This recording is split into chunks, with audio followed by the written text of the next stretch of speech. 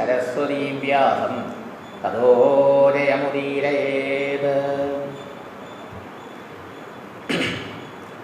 ശ്രീമദ് ഭാഗവതത്തിന് എത്ര എളുപ്പത്തിൽ ഒരാളെ സംസാര ദുഃഖത്തിൽ നിന്ന് മോചിപ്പിക്കാൻ കഴിയും എന്ന് പറയാം. മറ്റ് ശാസ്ത്രങ്ങൾക്കൊന്നും ഇല്ലാത്ത സവിശേഷത ശ്രീമദ് ഭാഗവതമുണ്ട്. യസ്യാ ശ്രവണമാത്രേണ ഭക്തിമുക്തി പ്രജായതേന. ഭക്തിയും മുക്തിയും ഈ ഭാഗവത ശ്രവണ മാത്രം കൊണ്ട് സംഭവിക്കുന്നതാണ്. ഭാഗവതത്തിൻ്റെ മാഹാത്മ്യം സനകാദി മഹർഷിമാർ ഗംഗാതീരത്ത് പറഞ്ഞുകൊണ്ടിരിക്കുക. അപ്പോഴാണ് ഏതേത് പാപങ്ങളാണ് ഈ ശ്രീമദ് ഭാഗവതം കേട്ടാൽ നശിക്കാത്തത്, നശിക്കാത്ത പാപില്ല. എത്തത്ത് പുണ്യങ്ങളാണ് ശ്രീമദ് ഭാഗവതം കേട്ടാൽ ഉണ്ടാവുക. രാജസൂയം അശ്വമേധം മുതലായ യാഗങ്ങളൊക്കെ 100 1000 കണക്കിന് ചെയ്താൽ പോലും ഈ ശ്രീമദ് ഭാഗവതം ഒരു പ്രാവശ്യം വായിച്ചാൽ ഉണ്ടാവുന്ന പുണ്യം കിട്ടില്ല. അതിനേക്കാളും 100 കണക്കിനുള്ള അശ്വമേധാദി രാജസൂയാദി യാഗങ്ങളെക്കാളും പുണ്യമാണ് ഭാഗവതം വായിക്കുന്ന ആൾക്ക് ഉണ്ടാവുന്നത്. സകല തീർത്ഥങ്ങളും ഭാഗവതം ഇരിക്കുന്നിടത്തുണ്ട്. ഭാഗവതം എവിടെ പഠിക്കുകയും വായിക്കുകയും കേൾക്കുകയും പതിവായി നടക്കുന്നുണ്ടോ അവിടെ സർവ്വ തീർത്ഥങ്ങളും സന്നിധാനം ചെയ്യുന്നതാണ്. ഭഗവാന്റെ പ്രത്യക്ഷ സ്വരൂപമായ ഈ ശ്രീമദ് ഭാഗവതത്തിനേക്കാൾ വലിയ ഒരു തീർത്ഥമില്ല. അങ്ങനെയുള്ള ഈ ശ്രീമദ് ഭാഗവതം കേട്ടാൽ നശിക്കാത്ത പാപങ്ങളില്ല. മനസാ വാച കർമ്മണ പാപം തന്നെ ഒരാൾ ചെയ്യാൻ ഒരുങ്ങി ഇരിക്കട്ടെ, അങ്ങനെയുള്ള ആൾ പോലും മുക്തരായി തീരും എന്ന് പറഞ്ഞപ്പോഴാണ് ബന്ധുകാരിയുടെ കഥ പറയാൻ ആരംഭിച്ചത്. ആത്മദേവൻ എല്ലാ ഭൗതിക സൗകര്യങ്ങളും ഉണ്ടായിരുന്നെങ്കിലും അദ്ദേഹത്തിന് അതിലൊന്നിലും സുഖം ഉണ്ടായില്ല. സുന്ദരിയായ ഭാര്യയുണ്ട്, നല്ല വെൽ ഫർണിഷ്ഡ് വീടുണ്ട്, എല്ലാ സൗകര്യങ്ങളോടുള്ള വീടുണ്ട്, ഭൃത്യന്മാരുണ്ട്, എല്ലാം ഉണ്ട്. പക്ഷെ എന്തില്ല, സുഖം മാത്രമില്ല. നമ്മുടെയൊക്കെ സ്ഥിതിയെ നമ്മൾ ആലോചിച്ച് നോക്കൂ. എന്തായിരുന്നു അദ്ദേഹത്തിന് സുഖമില്ലാണ്ടിരിക്കാൻ കാരണം? ഓരോരുത്തർക്കും ഓരോന്നില്ലാത്തതുകൊണ്ടാണ് ദുഃഖം, അല്ലേ? ഒരാൾ അതുള്ളത് കൊണ്ട് ദുഃഖിക്കുമ്പോൾ വേറൊരാൾ അത് കിട്ടിയ സുഖാവെന്ന് വിചാരിച്ചാൽ അതിന് വേണ്ടി പരിശ്രമിക്കുന്നു. അപ്പം അങ്ങനെയാണ് ലോകത്തിൽ. അദ്ദേഹം പുത്രനില്ല എന്ന് പറഞ്ഞിട്ടാണ് ദുഃഖിതനായത്. അവസാനം ജീവിതത്തിൽ മടുത്ത് ധനവും വീടും ഭാര്യയും ഒന്നും ആവശ്യമില്ല എന്ന് തീരുമാനിച്ച് ജീവിതം അവസാനിപ്പിക്കാൻ വേണ്ടി കാട്ടിൽ പോയി. അവിടെ വെച്ച് മഹാത്മാവിനെ കണ്ടു. അദ്ദേഹത്തിനോട് വിവേകമൊക്കെ പറഞ്ഞു കൊടുത്തു. ഏതായാലും ഈ ജീവിതത്തിൽ ദുഃഖമുള്ളൂ എന്ന് അങ്ങേക്ക് ഇത്രയും അനുഭവം കൊണ്ട് മനസ്സിലായില്ലേ, ഇനി എന്തിനപ്പോൾ തിരിച്ചു പോണത്? അതുകൊണ്ട് ഇവിടെ ഇരുന്നോളൂ, ഭഗവാനെ ഭരിക്കാനുള്ള വഴിയൊക്കെ ഞാൻ പറഞ്ഞുതരാം. ഭഗവാനെ ഏകാന്തമാകര മനസ്സോട് ധ്യാനിച്ച് ഭഗവാനെ സാക്ഷാത്കരിച്ചാൽ അല്ലെങ്കിൽ ശാശ്വത ശാന്തി കിട്ടുന്നു. പക്ഷെ അതിനുള്ള പാകത വന്നിട്ടില്ല. നമ്മൾ കേൾക്കുന്നുണ്ട്, നമ്മളും പറയുന്നുണ്ടെങ്കിലും നമുക്കതിന് പറ്റുന്നില്ലല്ലോ. എന്താ പറ്റാത്തത്?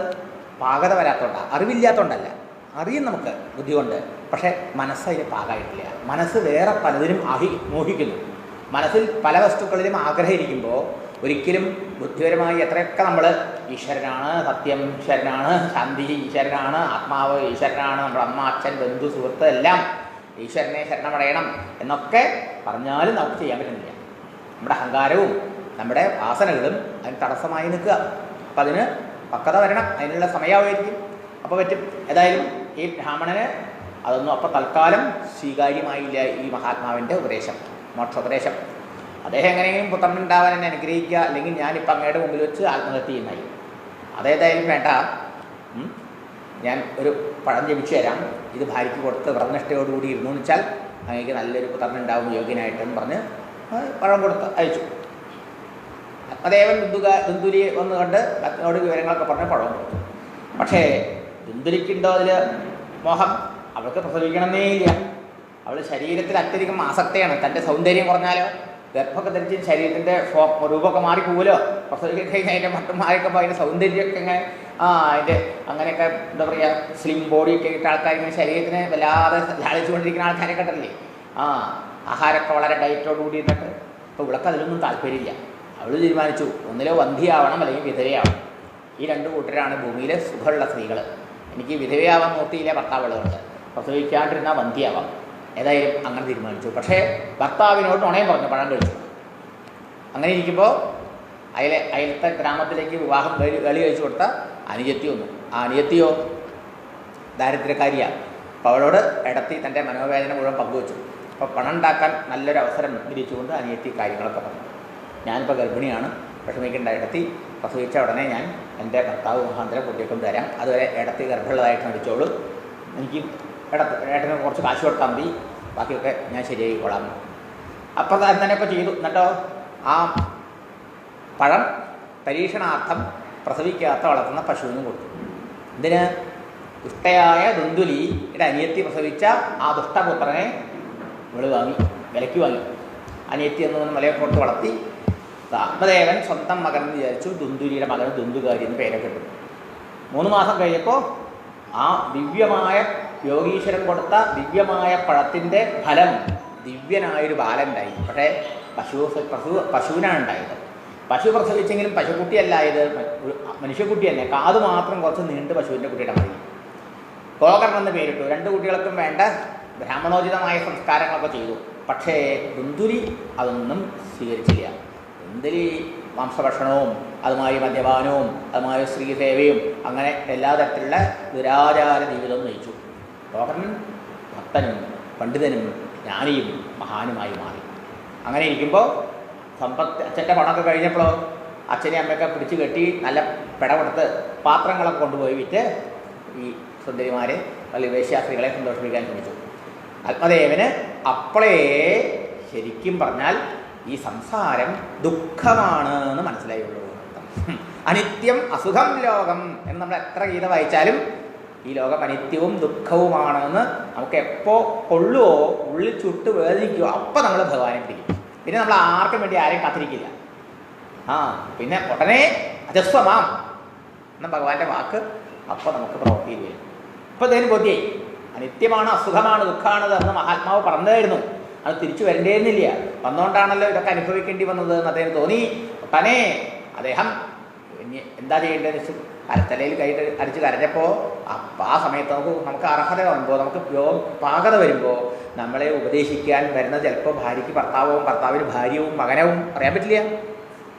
അല്ലേ? ഒരു മഹാത്മാവിന് ഭാര്യയായും സുന്ദരിയായ ഭാര്യയോട് ആസക്തി എന്നാണ്.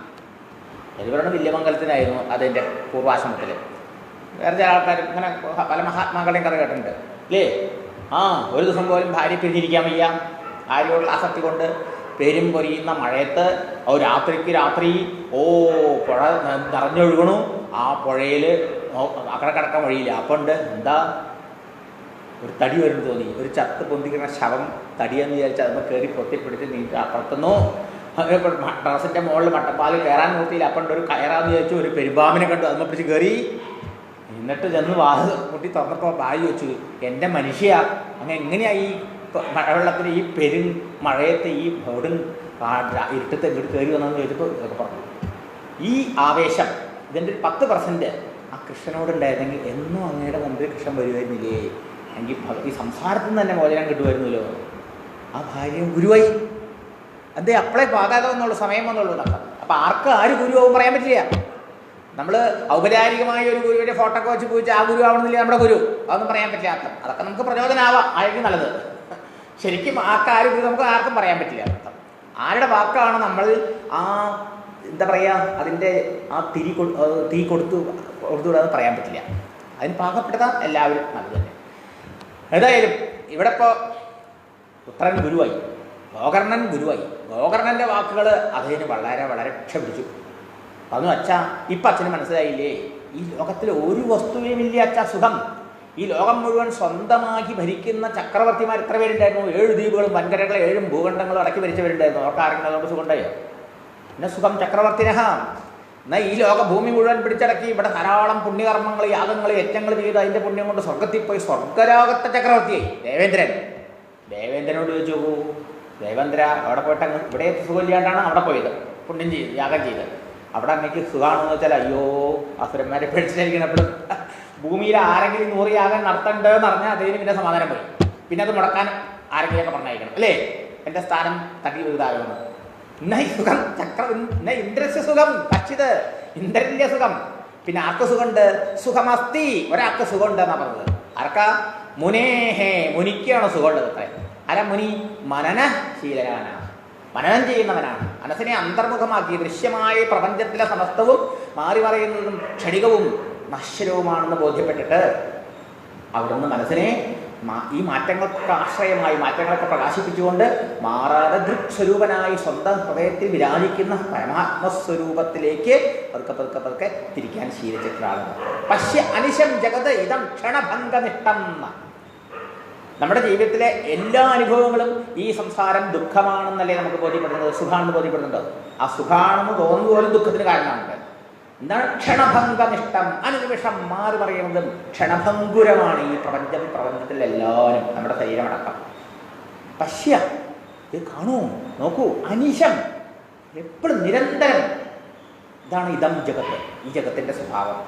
എന്നാലോ ഈ മാറിക്കൊണ്ടിരിക്കുന്ന ജഗത്തുനിന്ന് ശാശ്വതമായ സുഖവും സമാധാനവും സുരക്ഷിതത്വവും കിട്ടും എന്ന് വിചാരിച്ച് നമ്മൾ അതിൻ്റെ പിന്നാലെ ഭ്രമിച്ചോടണം. ഇതിൻ്റെ പേരാണ് അജ്ഞാനം, മായ എന്ന്. ഇത് മനസ്സിലാക്കാനുള്ള വിവേകം ഉണ്ടാവണം, അതിനുള്ള പുണ്യം ഉണ്ടാവണം, സുഹൃതം ഉണ്ടാവണം. അതേ ഉണ്ടായി. എന്നിട്ടോ രാഗരസികോഭവ, അതിൽ ആസക്തി ഇല്ലാണ്ടാവണം. എന്നിട്ടോ നിത്യവും ശാശ്വതനുമായ ആ പരമാത്മസ്വരൂപനായ ഭഗവാനോട് രാഗം, വിശേഷപ്പെട്ട രാഗം ഉണ്ടാവണം. വൈരാഗ്യം എന്ന് നോക്കുമ്പോൾ പൊതു ആൾക്കാർക്ക് ഒരു ഡ്രൈയാ, ശുഷ്കല്ലത്, ബഹുരസമാണെന്നർത്ഥം. എന്താ വിശേഷേണ രാഗം ഭഗവാനിൽ ഉണ്ടാവുന്നതാണ്. ഭഗവതി അനുരാഗ വിഷയേഷു വിരാഗ. വിഷയങ്ങൾ എങ്ങനെയുള്ളതാണ്? നശ്വരമാണ് എന്ന് ബോധ്യം വന്നിട്ട് അതിനോട് നശ്വര വസ്തുക്കളോടുള്ള ആ രാഗം പോയിട്ട് നിത്യവസ്തുവായ ഭഗവാൻ വിശേഷപ്പെട്ട രാഗം ഉണ്ടാകും. അതാണ് വിരാഗം. അതാണ് ഇതിനോട് പറഞ്ഞത്. വൈരാഗ്യരാസ രസികനായിട്ട് എന്ത് ചെയ്യണം? ഭഗഭക്തിനിഷ്ഠ. അല്ലെങ്കിൽ എന്താ ഈ ഒക്കെ ഒരു സുഖമില്ല അല്ലേ? ഭഗവാൻ ഭക്തി ഇല്ലാത്ത, ഭഗവാനിലേക്ക് തിരിയാത്ത മനുഷ്യൻ്റെ വൈരാഗ്യം അവന് സുഖം കൊടുക്കില്ല. അത് ബോറിങ്ങാണ്. അതേ അങ്ങനെ അലഞ്ഞു നടക്കുള്ളൂ. നേരെ മറിച്ചോ ഇതിൻ്റെ സ്വഭാവം മനസ്സിലാക്കിയിട്ട് ഭക്തിനിഷ്ഠനാവണം, ഭഗവാനിൽ മനസ്സ് വെക്കണം, ഭഗവാനോട് പ്രേമുണ്ടാവണം, ഭഗവാനാണ് നിത്യശാശ്വത ആനന്ദ സ്വരൂപനെന്ന് ബോധ്യം വരണം. അതുകൊണ്ടാണ് പറഞ്ഞത് സുഖമസ്തി വിരക്തസ്യ മുനേഹ ഏകാന്ത ജീവിനഃ. ഏകാന്തത്തിലിരുന്ന് ആ ഏകസ്വരൂപനായ ഭഗവാനിൽ മനസ്സുറപ്പിക്കാൻ ശ്രമിച്ചുകൊണ്ടിരിക്കുന്ന ആ മുനിക്കാണ് സുഖമുള്ളത്. അതുകൊണ്ട് ധർമ്മം ഭജസ്വ. എന്താണ് ചെയ്യേണ്ടത്? ഇത് ആത്മദേവന് മാത്രമുള്ള ഉപദേശമല്ല. നമ്മൾ കഥ കേൾക്കുമ്പോൾ ഇങ്ങനെ പണ്ടൊരു ആത്മദേവൻ ഉണ്ടായിരുന്നു, ദുന്ദുധാരി ഉണ്ടായിരുന്നു അല്ലേ? നമ്മൾ ഓരോരുത്തരും ഈ ആത്മദേവന്മാരാ. നമ്മൾ ഓരോരുത്തരുടെയും കഥയാണ് പറയണത്. നമ്മൾ ഓരോരുത്തരും ശാന്തിക്കും സുഖത്തിനും സമാധാനത്തിനും വേണ്ടി ലോകത്തിലും അതുണ്ടായാലാവും ഇതുണ്ടായാലാവും അതിന് പിന്നാലെ കോട് അതൊക്കെ ഉണ്ടാക്കാൻ നമ്മൾ നോക്കുക. എന്തൊക്കെ ഉണ്ടായിട്ടും സുഖം കിട്ടണില്ല, സമാധാനം കിട്ടണില്ല. ഈ ഉണ്ടാക്കിയ വസ്തുക്കളൊക്കെ നമുക്ക് ഭാരമാവും. ശരിയല്ലേ? അവസാനം ഇങ്ങനത്തെ സത്സംഗം കേൾക്കുമ്പോൾ നമുക്ക് വിവേകം ഉണ്ടായാൽ നമ്മൾ രക്ഷപ്പെടും. ഒന്നിലേ സുഖമുള്ളൂ, ആത്മസ്വരൂപനായിരിക്കുന്ന ഭഗവാനിൽ മാത്രം. അത് മാത്രമാണ് മാറാത്തത്, നശിക്കാത്തത്, നിത്യമായത്. ആ ഭഗവാൻ ആനന്ദസ്വരൂപനാണ്, സച്ചിദാനന്ദ സ്വരൂപനാണ് എൻ്റെ കണ്ണൻ. ആ ഭഗവാനെ സർവാത്മന ആശ്രയിക്കാൻ തുടങ്ങണം. അതിനോ ഭാഗവത ധർമ്മത്തെ ഭരിക്കൂ, അനുഷ്ഠിക്കൂ, ഭാഗവതധർമ്മം അനുഷ്ഠിക്കൂ. മഹാത്മാക്കളുടെ ധർമ്മത്തെ, ഭഗവാന്റെ കഥാശ്രവണം, കീർത്തനം, സ്മരണം, ചിന്തനം ഇത്യാദി ധർമ്മങ്ങളാണ് പിന്നെ ഇടക്ക് ഏകാദത്തിൽ പോയാൽ ചെയ്യാനുള്ളൂ. ആകപ്പാടെ സാധുപുരുഷാൻ സേവസ്വ, സജ്ജനങ്ങളെടുത്ത് പോകൂ, സത്സംഗം ചെയ്യൂ. അതാണ് അതിനുള്ള മെയിനായിട്ടുള്ള മാർഗം. കാമതൃഷ്ണയെ തിരിക്കൂ. ഇനി അതിനെതിലുള്ളതായ ആഗ്രഹം വെടിയൂ. അത് ദുഃഖമാണെന്ന് മനസ്സിലാക്കിയിട്ട് മറ്റുള്ളവരുടെ ഗുണദോഷങ്ങൾ ചിന്തിക്കാൻ നമുക്ക് എന്തുകൊണ്ട് സാധിക്കണമെന്ന് വെച്ചാൽ നമുക്ക് ലക്ഷ്യമില്ല, നമുക്ക് ഭഗവാനാകുന്ന ലക്ഷ്യമൊന്നുമില്ല. അപ്പോൾ നമ്മൾ ഈ അവരെ വിലയും പറഞ്ഞിരിക്കുള്ളൂ. അവരെ വിലയും കുറ്റവും കുറവും പറഞ്ഞിരിക്കുന്ന ആൾക്കാർക്ക് മഹത്തായ ലക്ഷ്യം ഇന്ന് നേടാനില്ല. അതിനെ അതുകൊണ്ട് അന്യസ്യ ഗുണദോഷ ചിന്തനം ആശു തെക്കുക, അത് മുത്തുക, വെടിയും. ആരുടെ ഗുണവും പറയാൻ വേണ്ട, ആരുടെ ദോഷവും പറയാൻ. എന്താ കാരണം? സ്വഭാവ വിഹിതം ജനഹ. ഈ ജനങ്ങൾക്ക് അവരവരുടെ സ്വഭാവത്തിന് അടിമകളാണ്, സ്വഭാവത്തിനനുസരിച്ച് പ്രവർത്തിക്കുകയാണ് അല്ലേ? ആർക്കും മാറ്റം വരുത്താൻ പറ്റില്ല. എന്നിട്ട് എന്ത് ചെയ്യണം? ഭഗവത് കഥ നിരന്തരം കേട്ടുകൊണ്ട് ഭഗവാനെ സർവാത്മനെ ആശ്രയിക്കൂ. വേഗം മകനെ ഗുരുവായി പ്രദക്ഷിണം ചെയ്ത് നമസ്കരിച്ച് ആത്മദേവൻ നേരെ ശരം വിട്ട പോലെ കാട്ടിപ്പോയി. നോക്കണം, അന്ന് കാട്ടിൽ പോയിട്ട് ഇതൊക്കെ പറഞ്ഞു കൊടുത്തത് ആ മഹാത്മാവ്. അന്നത് കേട്ടാൽ പിന്നെ ഈ ദുഃഖമൊക്കെ അനുഭവിക്കേണ്ട ആവശ്യമില്ല. പക്ഷേ അദ്ദേഹം ഇതൊക്കെ അനുഭവിക്കാതിരിക്കുന്നു എൻ്റെ പ്രാരംഭത്തിൽ. മാത്രമല്ല, ഇതൊക്കെ അനുഭവിച്ചാലേ അദ്ദേഹത്തിന് ഈ ഒരു പക്വത വരുള്ളൂ. ഇപ്പോൾ ആ പക്വത ഒന്നും തിരിച്ചു കാട്ടിൽ പോയി പിന്നെ ഒരിൻ്റെ വിചാരമില്ല. ഇപ്പോൾ ഭഗവാന്റെ വിചാരം മാത്രമായി. ഇനി വീടുമില്ല, മകനുമില്ല, ഒന്നുമില്ല, കനവുമില്ല. ഭഗവാനെ തന്നെ വിചാരിച്ചുകൊണ്ട്, കൃഷ്ണനെ തന്നെ ധ്യാനിച്ച്, കൃഷ്ണനാമം ജപിച്ചുകൊണ്ട്, കൃഷ്ണൻ്റെ മഹിമയാകുന്ന ഭാഗവതം, അത് പ്രത്യേകിച്ചും ഭഗവാന്റെ അവതാര ലീലകളാവുന്ന ദശമസ്കന്ധത്തെ വായിച്ചും അതിൽ തന്നെ മനസ്സ് രമിച്ചുകൊണ്ടും അങ്ങനെ കൃഷ്ണനിൽ മനസ്സുറപ്പിച്ചുകൊണ്ട് അദ്ദേഹം കൃഷ്ണപ്രാപ്തി കൈവരിച്ചു, ഭഗവത്പ്രാപ്തി കൈവരിച്ചു. അതാണ് ആത്മദേവന് അവസാനം കിട്ടിയ ഭാഗ്യം. അദ്ദേഹത്തിൻ്റെ സൽക്കർമ്മം, അദ്ദേഹത്തിൻ്റെ വേദശാസ്ത്രങ്ങളുടെ അറിവ്, അതൊക്കെ അവസാനം അദ്ദേഹത്തിനെ ഭഗവാനിൽ എത്തിച്ചു. അച്ഛൻ പോയപ്പോൾ സ്വാതന്ത്ര്യം കൂടി ദന്തുകാരിക്ക്. എന്താ, താനായില്ല ഇപ്പോൾ കുടുംബനാഥൻ, ചോദിക്കാൻ ആരുമില്ലല്ലോ. അച്ഛനുള്ളവരൊക്കെ അമ്മയെ ആരും ശാസിക്കില്ല. അച്ഛൻ്റെ കാലം കഴിഞ്ഞാൽ പിന്നെ മക്കളുണ്ടെങ്കിൽ അമ്മയെ ശാസിക്കാൻ നോക്കും, അമ്മയെ ഒതുക്കാൻ നോക്കും അല്ലേ. പിന്നെ അമ്മയ്ക്ക് സ്വാതന്ത്ര്യം ഉണ്ടാവില്ല, അമ്മയ്ക്ക് വേണ്ട പണം കൊടുത്തൊന്നും വരില്ല. ഇങ്ങനെയൊക്കെയാണ് ഇന്നത്തെ കാലത്തെ ആൾക്കാർ. എന്തായാലും ഇവിടെ അങ്ങനെയാണ്.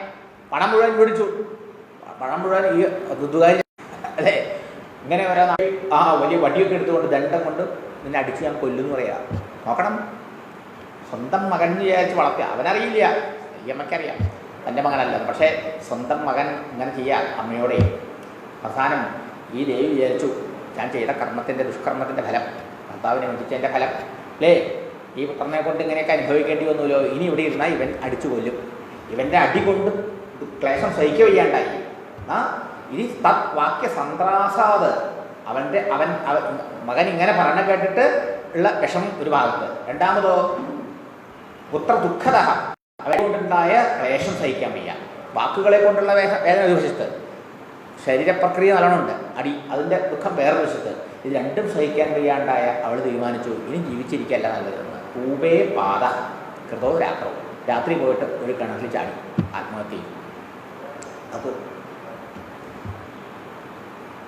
അതുകൊണ്ടെന്തായി, ദുന്ദുലിക്കും സൽഗതി കിട്ടിയില്ല. ഗോകർണനോ, മഹാത്മാവായ ഗോകർണന് ചേട്ടൻ അനിയൻ്റെ സ്വഭാവം നല്ലോണം അറിയാം. ഈ സംഗതി ഇരിക്കാൻ പറ്റില്ല എന്ന് അതിനറിയാം. അദ്ദേഹം ഇത് നേരെ തീർത്ഥാടനം എന്ന് പറഞ്ഞിട്ട് അദ്ദേഹം തീർത്ഥയാത്രാർത്ഥം നിർഗത, തീർത്ഥയാത്ര പുറപ്പെട്ടുള്ള യോഗസംസ്ഥിത. എങ്ങനെ അദ്ദേഹം പുറപ്പെട്ടത്? യോഗത്തിൽ മനസ്സുറപ്പിച്ചുകൊണ്ട്, ഭഗവാനിൽ മനസ്സുറപ്പിച്ചുകൊണ്ട്, അതിനുള്ള പരിശീലനങ്ങളൊക്കെ ചെയ്തുകൊണ്ട്, ഓരോ തീർത്ഥങ്ങളിലും പോയി സജ്ജനങ്ങളെ കണ്ട് സജ്ജന സംസർഗമൊക്കെ ചെയ്ത് അവിടെ നിന്ന് കുറേ നാളെ ഈശ്വരനൊക്കെ ഭരിച്ച് ഇങ്ങനെ മാറി മാറി മാറി പല തീർത്ഥങ്ങളിലും സഞ്ചരിച്ചുകൊണ്ട് അങ്ങനെ കഴിഞ്ഞു. അതുകൊണ്ട് ഭഗവാനെ ആശ്രയിച്ചുകൊണ്ട്, യോഗത്തെ ആശ്രയിച്ചുകൊണ്ടാണ് ഗോകർണൻ സഞ്ചരിച്ചതെന്നുള്ളത്. അദ്ദേഹത്തിന് എന്നെ ദുഃഖം എന്നെ സുഖം തസ്യ, അദ്ദേഹത്തിന് സുഖവും ദുഃഖവും ഒന്നും ഉണ്ടായി, രണ്ടും ഒരുപോലെ. മാത്രമല്ല വൈരീനാവി ബന്ധവ, അതിന് ആരും ശത്രുവില്ല മിത്രവുമില്ല. ഇതാണ് ഭഗവാനിൽ മനസ്സുറപ്പിക്കാൻ കഴിയുന്ന ആൾക്കാരുടെ അവസ്ഥ. ലൗകികമായ സുഖദുഃഖങ്ങളൊന്നും അവരെ ബാധിക്കുന്നില്ല. അവർക്ക് ആരോടും ശത്രുതയില്ല, മിത്രതയും ഇല്ല. അവർക്കെല്ലാവരും ഒരുപോലെ തന്നെയാണ്. യോഗസ്ഥക്കുരു കർമാണി സംഘം തെക്വാ ധനഞ്ജയ സിദ്ധ്യസിദ്ധോ സമോഭൂത്വ സമത്വം യോഗ ഉച്ചതയെന്ന് ശ്രീകൃഷ്ണ ഭഗവാൻ ഗീതയിൽ പറഞ്ഞിട്ടുണ്ട് അല്ലേ. മനസ്സിൻ്റെ സമഭാവനയാണ് യോഗം. അത് പരിശ്രമിക്കൂ. എന്ത് വന്നാലും എന്ത് പോയാലും നഷ്ടപ്പെട്ടാലും അതിലൊന്നിലും ഇളകാത്ത മനസ്സോടുകൂടി. അങ്ങനെയാണ് ഈ ഗോകർണൻ്റെ ജീവിതം ഉണ്ടായിരുന്നത്. ദുന്ദുകാരി എന്ത് ചെയ്തു? ഇപ്പോൾ സ്വാതന്ത്ര്യം ഉണ്ടായല്ലോ. ഇതുവരെ വേശ്യകളുടെ ഗൃഹങ്ങളിൽ അങ്ങട് പോലായിരുന്നെങ്കിൽ ഇപ്പോൾ അവരെ സ്വന്തം വീട്ടിൽ കൊണ്ട് താമസിപ്പിച്ചു. ദുന്ദുകാരി ഗൃഹേ ധട്ടത് പഞ്ചപണ്യവധൂവ്രത, 5 സുന്ദരികളമായ വേശ്യ സ്ത്രീകളെ തൻ്റെ വീട്ടിൽ കൊണ്ട് താമസിപ്പിച്ചു. അത്യുഗ്രകർമ്മകർത്താര, അവരെ പരിപാലിക്കാൻ വേണ്ടി മഹാപാപകർമ്മങ്ങൾ, ഉഗ്രകർമ്മങ്ങൾ ചെയ്യാൻ തുടങ്ങി. തൽപോഷണ വിമൂഢതി, എന്തുകൊണ്ട് ഈ പാപകർമ്മങ്ങൾ ചെയ്തു? മൂഢനായതുകൊണ്ട്. എന്താ മൂഢനായതുകൊണ്ടെന്ന് പറയാൻ കാരണം? ആരെങ്കിലും വിവേകമുണ്ടെങ്കിൽ ക്രൂരകർമ്മങ്ങളും മറ്റുള്ളവരെ കൊല്ലലും തട്ടിപ്പറിക്കലും പിടിച്ചു പറിക്കലും അങ്ങനെയൊക്കെയുള്ള മഹാപാപങ്ങൾ ചെയ്യുമോ? ഇല്ല. വിവേകം ഉണ്ടെങ്കിൽ ചെയ്യില്ല. എന്താ കാരണം? താൻ നിരന്തരം ചെയ്യുന്ന കർമ്മങ്ങൾ താൻ ഇന്നല്ലെങ്കിൽ നാളെ കണക്ക് പറഞ്ഞ് അനുഭവിക്കേണ്ടി വരും എന്നുള്ള വിവേകമുണ്ടെങ്കിൽ സ്കൂളിലും കോളേജിലും പഠിക്കണമെന്നില്ല, അവിടെ പോയി പഠിച്ചുകൊണ്ട് ഈ വിവേകം ഉണ്ടാവണമെന്നില്ല. ഒരു സ്കൂളിലും പോവാത്തവർക്ക് ഈ വിവേകം ഉണ്ടാവാം. ഈ അറിവിൽ ഉള്ളവനാണ് ശരിക്കും പറഞ്ഞാൽ വിവരമുള്ള ആൾ. അല്ലാത്തവരൊക്കെ മൂഢന്മാരാണ്. മൂഢനായവർ. നമ്മളിലെ ചില ആൾക്കാരും നമ്മളായ ആൾക്കാരും ഇതൊക്കെ പഠിച്ചു, എല്ലാം പഠിച്ചിട്ടും നമ്മൾ പിന്നെയും അധർമ്മം ചെയ്യണോ, അന്യായം ചെയ്യുന്നോ, കള്ളത്തരത്തിന് കൂട്ടു നിൽക്കണോ, ഇങ്ങനെയൊക്കെ നമ്മൾ ചെയ്യണോ ജീവിതത്തിൽ വെച്ചാൽ നമ്മൾ മൂഢന്മാരാണ്, അറിവുള്ളവരല്ല. അതുകൊണ്ട് ആചാര്യ സ്വാമി മൂഢമതയെന്ന് നമ്മളെ ഒരു പതിയോഗത്തിൽ വിളിച്ച് പറഞ്ഞത്. എന്തായാലും അതാണ് സ്ഥിതി. ഇവൻ അങ്ങനെയുള്ള മഹാപാപങ്ങൾ ചെയ്ത് ഇവരെ പോറ്റാൻ വേണ്ടി, ഇവരെ സന്തോഷിപ്പിക്കാൻ വേണ്ടി അവരെന്തൊക്കെ ചോദിച്ചതൊക്കെ കൊണ്ടുവരണം. ഒരിക്കൽ ഇവർ പണ്ടങ്ങളും പട്ടുപുടവുകളൊക്കെ ആവശ്യപ്പെട്ടവരാണ്. ഭൂഷണാനി അഭിലിപ്സവ, കുലടകളാണ് അവർ, വെച്ചാൽ ദുഷ്ടസ്ത്രീകളാണ്. അപ്പോൾ അവരോരോന്നും ചോദിച്ച സമയത്ത് അവരെവിടേക്കോ പോയി യഥസ്തതശ്ച സംഹൃത്യ വിദ്യം വേശ്മ പുനർഗത, തതോ അയച്ചത് സുവസ്ത്രാണി ഭൂഷണാനി കേന്ദ്രിജ. എവിടെയോ പോയി കളവ് നടത്തി ധാരാളം പണം സമ്പാദിച്ച് പട്ടു വസ്ത്രങ്ങളും അതുപോലെ സ്വർണ്ണാഭരണങ്ങളൊക്കെ അവർക്ക് കൊണ്ടുകൊടുത്തു, അവരെ സന്തോഷിപ്പിക്കാൻ വേണ്ടിയിട്ട്. രാത്രിയിലും കിടന്നുറങ്ങുക അവരെ വിശ്വസിച്ചുകൊണ്ട്. ബഹുവിത്ത ജയം ദൃഷ്ട രാത്രവും നാര്യോ വിചാരയം. രാത്രിയായിപ്പോൾ ഈ പെണ്ണുങ്ങൾക്ക് പേടിയെ തുടങ്ങി. കാരണം വമ്പേടിയ സുഖമില്ലാണ്ട് കിടന്നുറങ്ങുക അന്തപ്പെട്ട്. എത്രയാ കൊണ്ടേക്കണേ പണം, എത്രയാ പണ്ടം, എത്രയാ വലിയ വില വലിപ്പുള്ളത് പടവുകൾ കൊണ്ടേക്കണേ. ഇതിനൊക്കെ എവിടുന്ന് അവന് കാശ് കിട്ടിയത്? ചൗരം കരോത്യഹോ നിത്യം. ഉറപ്പാണ് അവൻ ഡെയിലി പോയിട്ട് കളവ് നടത്തുന്നത്. പല പ്രാവശ്യം കട്ട ഒരു തവണ പോലീസ് പിടിക്കില്ലേ? തീർച്ചയായിട്ടും ഇവനെ പിടിക്കും. രാജാവ് ഗ്രഹിച്ചത് രാജാവ് പിടിക്കില്ലെങ്കിൽ പോലീസുകാരെ പിടിക്കും. പിടിച്ചാലോ ഇവനെയും പിടിക്കും, തൊണ്ടി സഹിതം മൊത്തം കൊണ്ട് ഇതിന് കൂട്ടും നമ്മളെയും പിടിക്കും. ഇവനെ അവർ ശിക്ഷിക്കും, ഒരു പക്ഷെ കൊന്നു വരും, ധനവും പോയിന്ന് വരും, നമുക്കും കൂടി ശിക്ഷ കിട്ടും. എന്നാൽ ആ പണി നമുക്ക് എന്താ ചെയ്താൽ അവർ വിചാരിക്കുക നമ്മൾ തന്നെ ഇവനെ അങ്ങോട്ട് കൊന്നാൽ എന്താ, നമുക്ക് ഇവനല്ലേ പോകും, പോയ വേറെ ഭർത്താക്കന്മാരെ കിട്ടും, പണം പോവില്ലല്ലോ. അതോ അർത്ഥവൃത്തയെ ഗൂഢം അസ്മാവിക്കിന്നഹഞ്ഞതേ. ഈ പണമൊക്കെ സംരക്ഷിക്കാൻ വേണ്ടി നമുക്ക് തന്നെ ഇവൻ്റെ കഥ അങ്ങോട്ട് കഴിച്ചാൽ എന്താ ആരും അറിയാതെ. ഇങ്ങനെയാണ് ദുഷ്ട സ്ത്രീകളുടെ ചിന്ത ഉണ്ടാവുക എന്ന് പറയും. എന്തായാലും അവരെ തീരുമാനിച്ചു. വലിയ കയറൊക്കെ കൊണന്നു, ഉറങ്ങിക്കിടക്കണം. അവൻ്റെ കഴുത്തിൽ പാശം കണ്ഠേനിതായ കഴുത്തിൽ കുറുക്കിട്ടിട്ട് രണ്ട് വശത്തേക്കും അവരങ്ങോട്ട് ഇടുമ്പോൾ കുറുക്കി വലിക്കാൻ തുടങ്ങി. അലച്ചപ്പോൾ അവൻ കൈകാലിട്ട് അടിച്ച് കരയാൻ തുടങ്ങി. അപ്പോഴേക്കും അലക്കാരന് ആൾക്കാരെ ഓടി വന്നാലും പേടിയായി അവർക്ക്. ഓ എളുപ്പം ത്വരിതം മഹാരാസോ, പാപത്തിൻ്റെ ശക്തി കൊണ്ട് ഉടനെ മരിച്ചില്ല. അപ്പോൾ അവർക്ക് ആലോചന എന്താ വേണ്ടേ. ഉടനെ പോയി അടുക്കളയിൽ തത്താങ്കാര സമൂഹാംശ തന്മുഹേഹി രക്ഷിപ്പു. അടുക്കളയിൽ കുറേ തീക്കണൽ കോരി വന്നിട്ട് അവൻ്റെ വായിലിട്ടു, മുഖത്തും വായിലൊക്കെ കഴിച്ചു. അങ്ങനെ ആ തീക്കണൽ വായിലായി ശ്രദ്ധിക്കാൻ വയ്യാണ്ടായി. അങ്ങനെ അവൻ ദാരുണമായി മരിച്ചു. നിധനങ്കര. എന്നിട്ടോ ഒരു കുഴിയിൽ കൊണ്ടിട്ട് ഗർത്തേ, വലിയൊരു കുഴിയിൽ അതിനെ കൊണ്ട് മറവ് ചെയ്ത് അവർ ഒന്നും അറിയാത്ത മാതിരി അങ്ങനെ ഇരുന്നു. പ്രഭാതമായ സമയത്ത് ആൾക്കാരൊക്കെ ചോദിച്ചു, എവിടെ പോയി നിങ്ങളുടെ ഭർത്താവ്? അപ്പം അന്യ നാട്ടിൽ ബിസിനസ്സിന് പോയിക്കാണ്, വൈകാണ്ട് ഇറങ്ങി വരുമ്പോഴൊക്കെ അവരോട് പറഞ്ഞ് ആൾക്കാരൊക്കെ വിശ്വസിച്ചിട്ടുണ്ട്. ഓരോ കുറച്ച് ദിവസം കഴിഞ്ഞപ്പോഴേക്കും ഈ പണ്ടവും പണമൊക്കെ പങ്കുവെച്ച് അവർ 5 പേരും 5 ഭാഗത്തേക്ക് പോവുകയും ചെയ്തു. ഇവിടെ ഒരു ഉപദേശം പറയാം ഗുരുനാഥൻ. സ്ത്രീണാം നൈവതു വിശ്വാസം മൃതാനങ്കാരയിൽ ബുധഃ വിശ്വാസോ യസ്തിതോ മൂഢ സദുഃഖൈ പരിഭൂയതേ. ഇത് നമ്മൾ എന്ത് മനസ്സിലാക്കണം? ദുഷ്ടസ്ത്രീകളിൽ ഒരിക്കലും വിശ്വാസം വയ്ക്കരുത്. ദുഷ്ടസ്ത്രീകളെ പോലെ ദുഷ്ടപുരുഷന്മാരില്ല. ഇവിടെ സ്ത്രീയെ കൊണ്ട് സ്ത്രീ എന്ന് പറഞ്ഞു നോക്കാം അല്ലേ? എന്താ, പ്രാണൻ പോയവരാണെങ്കിൽ പോലും ദുഷ്ടസ്ത്രീയാണ് ഈ ഭയപ്പെടണത്. അവർ പോലും നമുക്ക് കുഴപ്പമുണ്ടാക്കുന്നു. ആരാണോ ഇങ്ങനെയുള്ള ദുഷ്ടകളായ സ്ത്രീകളെ വിശ്വസിച്ചിരിക്കുന്ന പുരുഷൻ, അവന് ദുഃഖത്തിൻ്റെ മേലെ ദുഃഖം സംഭവിക്കും. നവിശ്വാസോ ഹി നാരീഷു സതതം കുലടാസുര മോക്ഷമാർഗാർഗളാസ്വേവ ഭ്രമമായാസു ഭൂമിഷു. കുലടകളായ സ്ത്രീകൾ ആരെയും വിശ്വസിക്കില്ല. അവരെങ്ങനെയാണ്? നല്ല അമൃത് പോലെയുള്ള വർത്തമാനങ്ങൾ പറയും. പക്ഷെ അവരുടെ ഹൃദയം ഇങ്ങനെയായിരിക്കും കഠാര പോലെ, മൂർച്ചയുള്ള കത്തി പോലെയായിരിക്കും. അതുകൊണ്ട് അവരെ വിശ്വസിക്കുന്ന ആൾക്കാർക്ക് ഒരിക്കലും മോക്ഷമാർഗത്തിൽ വരാനായിട്ട് സാധിക്കില്ല.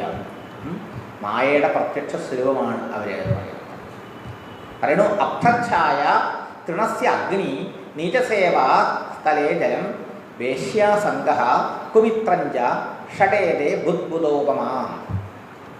മേഘത്തിൻ്റെ നിഴലിൽ ഇരുന്ന് ക്ഷീണം തീർക്കാൻ ആരെങ്കിലും വിചാരിച്ച് സാധിക്കുമോ? മരത്തിൻ്റെ തണലിൽ പോയിരുന്നാൽ കിട്ടുന്നു അല്ലേ? മേഘത്തിൻ്റെ നിഴല് തൽക്കാലമാണ് അല്ലേ? അതുപോലെ വൈക്കോല് തീയ, ഉണങ്ങിയ പുല്ലിന് തീ പിടിച്ചു, അത്ര നേരം ഉണ്ടാവും? ഇത്ര നേരം ഉണ്ടാവുള്ളൂ അല്ലേ? അതുകൊണ്ടാണ് ചോറ് വയ്ക്കാം അല്ലെങ്കിൽ നെല്ല് മുഴുകാച്ച പറ്റുമോ? സാധിക്കില്ല. നീചസേവ, നീചന്മാരായ ആളുകളെ സേവിക്കുന്നത്, അവരൊന്നും വിശ്വസിച്ചുകൂടാ. അധികം കാലം ഉണ്ടാവില്ല അവരുടെ സ്നേഹം, കാര്യം സാധിക്കാനായിരിക്കും. കാനൽ ജലം, മണലാരണത്തിൽ കാണുന്ന വെള്ളം, അത് ദാഹം തീർക്കില്ല. വേശ്യാസംഘം, വേശ്യകളോടുള്ള സംഘം അവനെ സുഖം വിചാരിക്കവൻ, പക്ഷെ ദുഃഖാണ് ഉണ്ടാക്കുക. കുൽസമിത്രം, ദുഷ്ടന്മാരായ മിത്രങ്ങളെ കിട്ടിയാൽ ഇതൊക്കെ എങ്ങനെയാണ്? നീർപ്പോള പോലെ, ബുദ്ബുദ ഇവ, ക്ഷണഭംഗുരങ്ങളാണ്. ഇത് മഹാന്മാരുടെ അനുഭവമാണ്. അതുകൊണ്ട് ഇങ്ങനെയുള്ള ആ സ്ത്രീകളെ ആരാണോ വിശ്വസിക്കുന്നത് അവർ ജീവിതം അർപ്പിക്കാൻ പോവാണ്, നശിപ്പിക്കാൻ പോവാണെന്ന് മനസ്സിലാക്കി ബുദ്ധിമാന്മാരായ ആളുകൾ ഇതിൽപ്പെടാണ്ടിരിക്കണം. ഇന്നത്തെ കാലഘട്ടത്തിൽ ധാരാളമാണ് ഇന്നിപ്പോൾ മുഴുവനും വെറും ഈ മെഷീൻ വെച്ചിട്ട് ഇതിൽ കൂടുതൽ ഓൺലൈൻ നേരിട്ട് കാണാതെ ചെറുക്കനും പെണ്ണും അങ്ങോട്ടും ഇങ്ങോട്ടും പരസ്പരം ബന്ധപ്പെട്ടുകൊണ്ട് എവിടേക്ക് പോയി അപകടത്തിൽപ്പെടുന്നു അല്ലേ? ഫേസ്ബുക്കിലൂടെ പരിചയപ്പെട്ടു. എന്നിട്ടോ എവിടെ പോയിട്ട് എന്തെല്ലാം അനർത്ഥങ്ങൾ ഉണ്ടാവുന്നുണ്ട്? ദുഷ്ടപുരുഷന്മാർ സ്ത്രീകളെ വഞ്ചിക്കുന്നു അല്ലേ, കേടുവരുത്തുന്നു. അതുമാതിരി ദുഷ്ട സ്ത്രീകൾ പുരുഷന്മാരെ കേടുവരുത്തുന്നു. എന്തെല്ലാം കുഴപ്പങ്ങൾ ഉണ്ടാവുന്നു. അപ്പോൾ വളരെ വളരെ ഈ ബന്ധുകാരിയുടെ ജീവിതം നമുക്ക് പഠിക്കാനുണ്ട്. ഏതായാലും അവർ എവിടേക്കോ പോയി. ഇവൻ്റെ സ്ഥിതി എന്തായി? ഇങ്ങനെ ജീവിതകാലം മുഴുവൻ മഹാപാപങ്ങൾ ചെയ്തു. അവസാനം ദാരുണമായി ഇപ്രകാരം മരണം അനുഭവപ്പെട്ടു. അതിൻ്റെ ഫലമായിട്ട് സൽഗതി കിട്ടുമോ? പുണ്യം ചെയ്ത ആൾക്കല്ലേ സൽഗതി കിട്ടുള്ളൂ. സുഹൃതം ചെയ്ത ജീവനാണ് വേഗം ഒരു ശരീരം പോലും കിട്ടുള്ളൂ എന്നർത്ഥം. ഇവനെന്തായി? ഗതി കിട്ടാത്തൊരു പ്രേതമായി മാറി. വാത്യാരൂപധര, കാറ്റിൻ്റെ രൂപത്തിൽ ഇങ്ങനെ സഞ്ചരിക്കുക. നിത്യം ധാവൻ ദശദിശോന്തരം, 10 ദിക്കുകളിലും 8 ദിക്ക്, മുമ്പ് പിമ്പ് ഇടത്ത് വലത്ത് 4 കോർണേഴ്സ്, പിന്നെ മുകളും താഴും, അങ്ങനെ 10 ദിക്ക്. അങ്ങനെ നാനാഭാഗത്ത് ഇങ്ങനെ കാറ്റടിക്കും പോലെ ഇങ്ങനെ സഞ്ചരിച്ചുകൊണ്ടിരിക്കുക എന്നർത്ഥം. തണുപ്പും വിശപ്പും ആഹവും ഒന്നും നിർത്താൻ വഴിയില്ലാതെ, എവിടെ ശരണം കിട്ടാതെ ഇങ്ങനെ അലഞ്ഞു തിരിഞ്ഞ് കഷ്ടപ്പെട്ടുകൊണ്ടിരുന്നു. ആ സമയത്താണ് ഈ തീർത്ഥാടനം നടത്തിക്കൊണ്ടിരുന്ന ഗോകർണൻ ആരിൽ നിന്നോ മനസ്സിലാക്കി, നാട്ടുകാരെ ആരെ അവിടെ വെച്ച് കണ്ടപ്പോൾ മനസ്സിലായി എൻ്റെ അച്ഛൻ സഹോദരനൊക്കെ മരിച്ചിട്ടുണ്ട് എന്ന് പറഞ്ഞപ്പോൾ അദ്ദേഹം വിചാരിച്ചു അവൻ സൽഗതിക്ക് ആരും ചാത്തോട്ടാനൊന്നുമില്ലല്ലോ, അതുകൊണ്ട് അവന് വേണ്ടി സൽക്കർമ്മം ചെയ്യാമെന്ന് വിചാരിച്ചു. അനാഥം തം വിരിത്വൈവ ഗയാശ്രാദ്ധമജീകരത്, ഗയയിൽ പോയി ഈ ദുന്ദുകാരിക്ക് വേണ്ടി വിഷ്ണുപാദത്തിൽ പ്രത്യേകം ശ്രാദ്ധകർമ്മങ്ങളൊക്കെ ചെയ്യുന്നു. അവിടെ മാത്രമല്ല ചെയ്തത്, പിന്നെന്ത് ചെയ്തു? യസ്മിൻ തീർത്ഥേ തുഹമ്യാതി തത്ര ശ്രാദ്ധം പർവത്തെ. നമ്മളൊക്കെ ഗയാശ്രാദ്ധം കൂട്ടി, ഇനി ഇവിടെ കൂട്ടേണ്ട ആവശ്യമില്ല എന്ന് വെച്ച് എളുപ്പം കാണും. പക്ഷേ ഇത് നമ്മളെ പഠിപ്പിക്കുന്നു. ഗയാശ്രാദ്ധം കൂട്ടി ഓർണമെങ്കിലും പിന്നീട് അദ്ദേഹം തന്നെ തീർത്ഥാടനം നടത്തിക്കൊണ്ടിരിക്കുക. ഏതേത് തീർത്ഥത്തിൽ പോവോ ആ ചില തീർത്ഥത്തിലൊക്കെ ഈ സഹോദരന് വേണ്ടിയിട്ട് ശ്രാദ്ധം കൂട്ടിക്കൊണ്ടിരുന്നു. ഇങ്ങനെ സഞ്ചരിച്ച് കുറേ കാലം കഴിഞ്ഞ് അദ്ദേഹം തിരിച്ചു വന്നു. ഏവൻ ഭ്രമൻ സ ഗോകർണസ്വപുരം സമേവൻ. ഒരു രാത്രിയിൽ തൻ്റെ പഴയ ഗ്രാമത്തിൽ, തൻ്റെ ആ പഴയ വീട്ടിൽ വന്നു. അവിടെ വന്ന് മുറ്റത്ത് ഗൃഹാങ്കണേ സ്വത്തുമാകതോ, ഉറങ്ങാൻ വേണ്ടിയിട്ട് ആ മുറ്റത്ത് ഇങ്ങനെ കിടന്നു. ആ സമയത്ത് ഇതാ വരുന്നു എന്തോ വികൃത രൂപങ്ങൾ. ഒരു 12 മണിയായപ്പോൾ അർദ്ധരാത്രിയായപ്പോൾ ചില വികൃത രൂപങ്ങൾ കാണാൻ തുടങ്ങി. സദൃൻ മേഷ, ചിലപ്പോൾ ഒരു ആടിൻ്റെ രൂപം, ചിലപ്പോൾ ഒരു ആനയുടെ രൂപം, ഹസ്തി, ചിലപ്പോൾ മഹിഷഹ, ചിലപ്പോൾ കുതിരയുടെ രൂപം, ചിലപ്പോൾ തീയിൻ്റെ രൂപം, ചിലപ്പോൾ മനുഷ്യൻ്റെ രൂപം. ഇങ്ങനെ വികൃത രൂപങ്ങൾ കാണിച്ചുകൊണ്ട് ഏതോ ഒരു സ്വരൂപം അങ്ങനെ മുമ്പിൽ വരിക. പക്ഷേ ഭക്തനും പണ്ഡിതനും ജ്ഞാനിയുമൊക്കെ ആയ ഗോകർണന് ഇത് കണ്ടിട്ട് പേടിയുണ്ടായില്ല എന്ന് മാത്രമല്ല, അതേതോ ഗതി കിട്ടാത്ത ഒരു ജീവനാണെന്ന് മനസ്സിലാവുകയും ചെയ്യുന്നു. ഉടനെ ചോദിച്ചു, എന്താ അത്? കുതസ്ത്വം ത്വം ഉഗ്രതരോ രാത്രവും കുതോ യാതോ ദശാമിമം. ഈ അർദ്ധരാത്രിയിൽ എന്താ നീ ഇവിടെ വന്നിങ്ങനെ വേഷം കാണിക്കുന്നത്? എന്താ നീ ആരാണ്? നിനക്ക് എങ്ങനെയാണ് ഈ ഒരു അവസ്ഥ വന്നു ചേർന്നത്? നീ ആരാണ്? കിം വാ പ്രേത പിശാചോ വാ രാക്ഷസോതി ശംസന. നീ ആരാണ്? ഭൂതമാണോ, പ്രേതാണോ, പിശാചാണോ, രാക്ഷസനാണോ, ആരാണ്? എന്താ നീ ഇവിടെ വന്നതിന് ഉദ്ദേശം എന്നൊക്കെ ചോദിച്ചപ്പോൾ അതിന് സംസാരിക്കാൻ വയ്യ. എന്തൊക്കെയോ ശബ്ദം ഉണ്ടാക്കിക്കൊണ്ടത് കരഞ്ഞു. അപ്പോൾ ഗോകർണന് കാരുണ്യം തോന്നി. അതോ അഞ്ചലോ ജലം കൃത്വ ഗോകർണ തം ഉദയിരേത്. തൻ്റെ കമണ്ടലിൽ നിന്ന് കുറച്ച് വെള്ളമെടുത്ത് മന്ത്രം ജപിച്ചുകൊണ്ട് ഗോകർണൻ ആ രൂപം കാണേണ്ട സ്ഥലത്തെ നോക്കിയിട്ട് കളിച്ചു. അപ്പോഴേക്കും തൽസേകാ ഗതപാപോസവും പ്രവക്തും ഉപചക്രമേ. ആ മന്ത്രശക്തി കൊണ്ടും അദ്ദേഹം സങ്കല്പശക്തി കൊണ്ടും അതിൻ്റെ കുറേ പാപം നീങ്ങി. അപ്പം അതിന് സംസാരിക്കാനുള്ള കഴിവുണ്ടായി.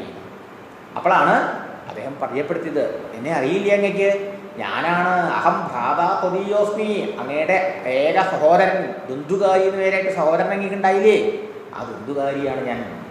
എങ്ങനെ ഈ നിലയിൽ വന്നു?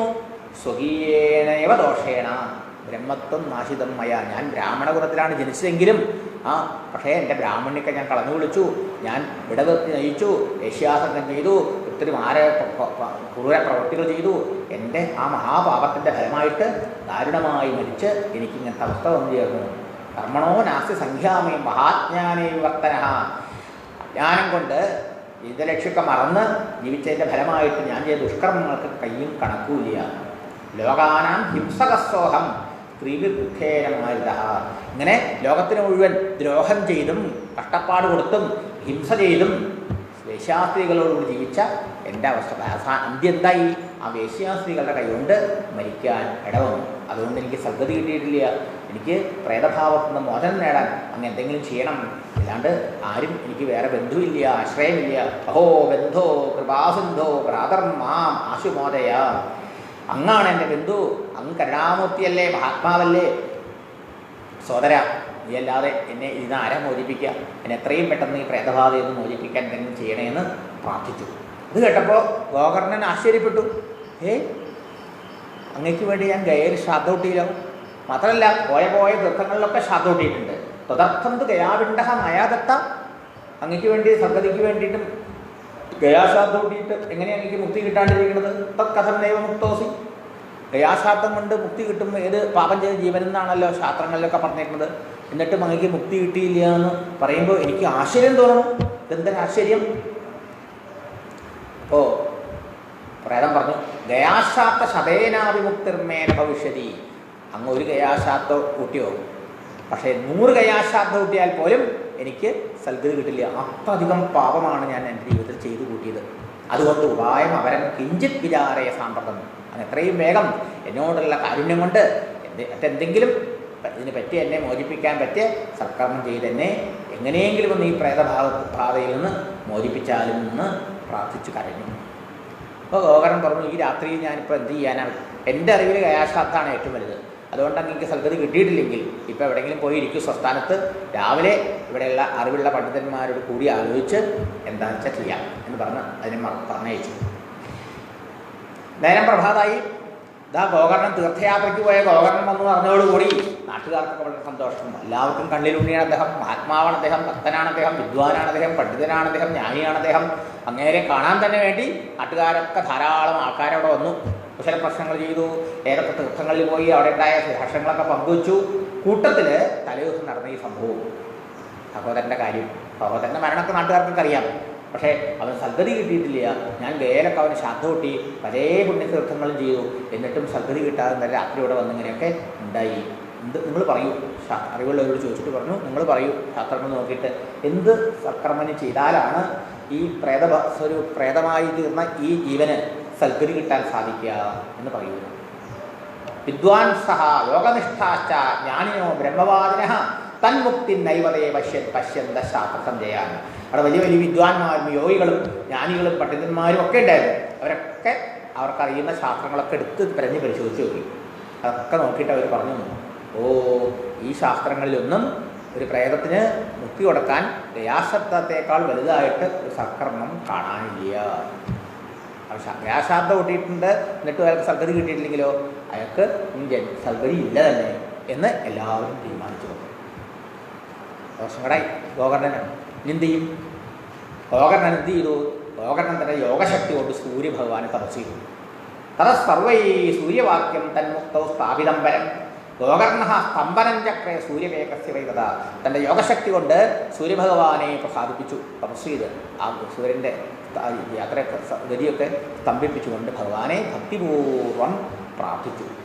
തുഭ്യം നമോദകൽ സാക്ഷിൻ ബ്രൂഹിമേ മുക്തിഹേതുതം. പ്രപഞ്ചത്തിന് മുഴുവൻ സാക്ഷിയായി ഈ പ്രപഞ്ചത്തിൻ്റെ മുഴുവൻ നിയന്ത്രിച്ചുകൊണ്ടിരിക്കുന്ന അല്ലയോ സൂര്യനാരായണ, അവിടുന്ന് ഈ ബന്ധുകാരിയെ പ്രേതഭാവത്തിൽ മോചിപ്പിക്കാനുള്ള ഉപായം പറഞ്ഞു തരണമേ എന്ന് പറഞ്ഞ് പ്രാർത്ഥിച്ചു.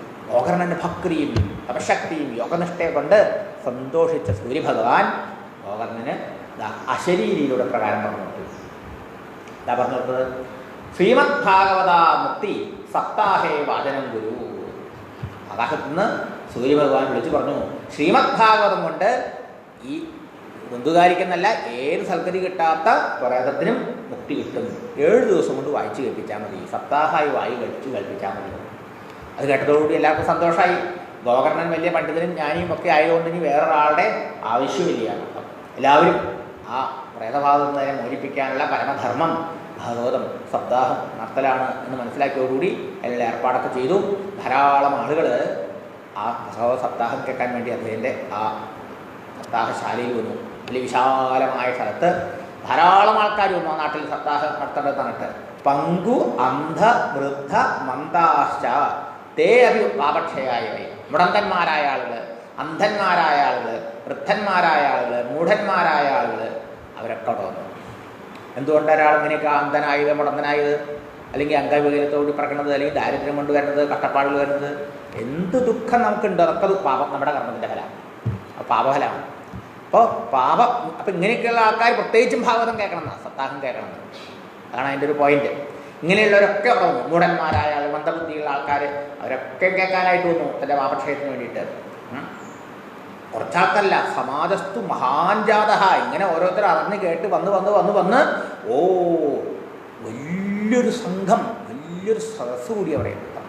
എന്തിന്? അത് കണ്ടിട്ട് ദേവവിസ്മയകാരഹ, ദേവന്മാർ പോലും ആശ്ചര്യപ്പെട്ടു. എത്ര ആൾക്കാരാ ഭഗവാന്റെ സപ്താഹം കേൾക്കാൻ തടിച്ചു കൂടിയിരിക്കുന്നത്. യഥായേവം ആസനമാസ്ഥായ ഗോകർണോ കഥയിൽ കഥ സ പ്രേതോപി തഥായാതാ സ്ഥാനം പശ്യനിതസ്തതാ. ഗോകർണൻ ഒരു ഉയർന്ന പീഠത്തിൽ ഭഗവാനെ പൂജിച്ചതിന് ശേഷം ഭാഗവതം വായിക്കാനായിട്ട് ആരംഭിച്ചു. ആ സമയത്ത് ആ ബന്ധുകാരിയുടെ ജീവൻ അവിടെ വന്നു, പ്രേതം അവിടെ വന്നു. അത് നോക്കാൻ തുടങ്ങി, അങ്ങോട്ടും ഇങ്ങോട്ടൊക്കെ നോക്കാൻ തുടങ്ങി. എവിടെയാണ് ഇരിക്കുക? കാറ്റല്ലേ, കാറ്റിന് ഇരിക്കാൻ പറ്റില്ലല്ലോ, സ്ഥിരമായി ഇരിക്കാൻ പറ്റാത്ത സ്വഭാവമല്ലേ. അപ്പോഴാണ് അവിടെ സപ്തഗ്രന്ഥിയുതം തത്രാവശ്യ കീചകം ഉച്ചിതം, ഒരു 7 കമ്പുള്ള ഒരു മുള നിൽക്കണം കണ്ടു. അത്ര അതിൻ്റെ അടിയിലൊരു ദ്വാരമുണ്ട്. തൂല ഛിദ്രം തന്മൂല ഛിദ്രം ആവശ്യ ശ്രവണായ സ്ഥിതോ യഥോ. ആ 7 കമ്പുള്ള മുളയുടെ അടിയിൽ കണ്ട ദ്വാരത്തിലൂടെ ഈ കാറ്റിൻ്റെ രൂപത്തിലുള്ള ദുന്തുകാരി പ്രേതം അതിൻ്റെ ഉള്ളിൽ കടന്ന് അതിൽ ഉറപ്പിച്ചു. അങ്ങനെ വായന ആരംഭിച്ചു. അത് വന്നിരുന്നൊന്നും ആരും കണ്ടിട്ടില്ല, പക്ഷേ അങ്ങനെ ഉണ്ടായി. എന്തായാലും വാദരൂപി സ്ഥിതം കത്ത് മശക്യോ അതെന്ന് മനസ്സിലാക്കണം. എന്താ? കാറ്റായിരുന്ന ഒരിടത്ത് നിന്ന് കേൾക്കാൻ പറ്റില്ല, എന്നാൽ ഒരിടത്ത് ഇരുന്നാലേ ഇത് കേൾക്കാൻ പറ്റുള്ളൂ. അതിനുവേണ്ടി ഇതിൻ്റെ ഉള്ളിൽ കടന്ന് സ്വസ്ഥമായിട്ടുണ്ട്. നമ്മളും ഭാഗവതം സപ്താഹം നടക്കുമ്പോൾ അവിടെ ഇങ്ങനെ എണീറ്റ് നടക്കാനും എണീറ്റ് ഇടയ്ക്കിടയ്ക്ക് ഫോൺ പിടിച്ചുകൊണ്ട് എടുത്ത് ഓടി പോകാനും ഒന്നും പാടില്ല എന്ന് പറയും.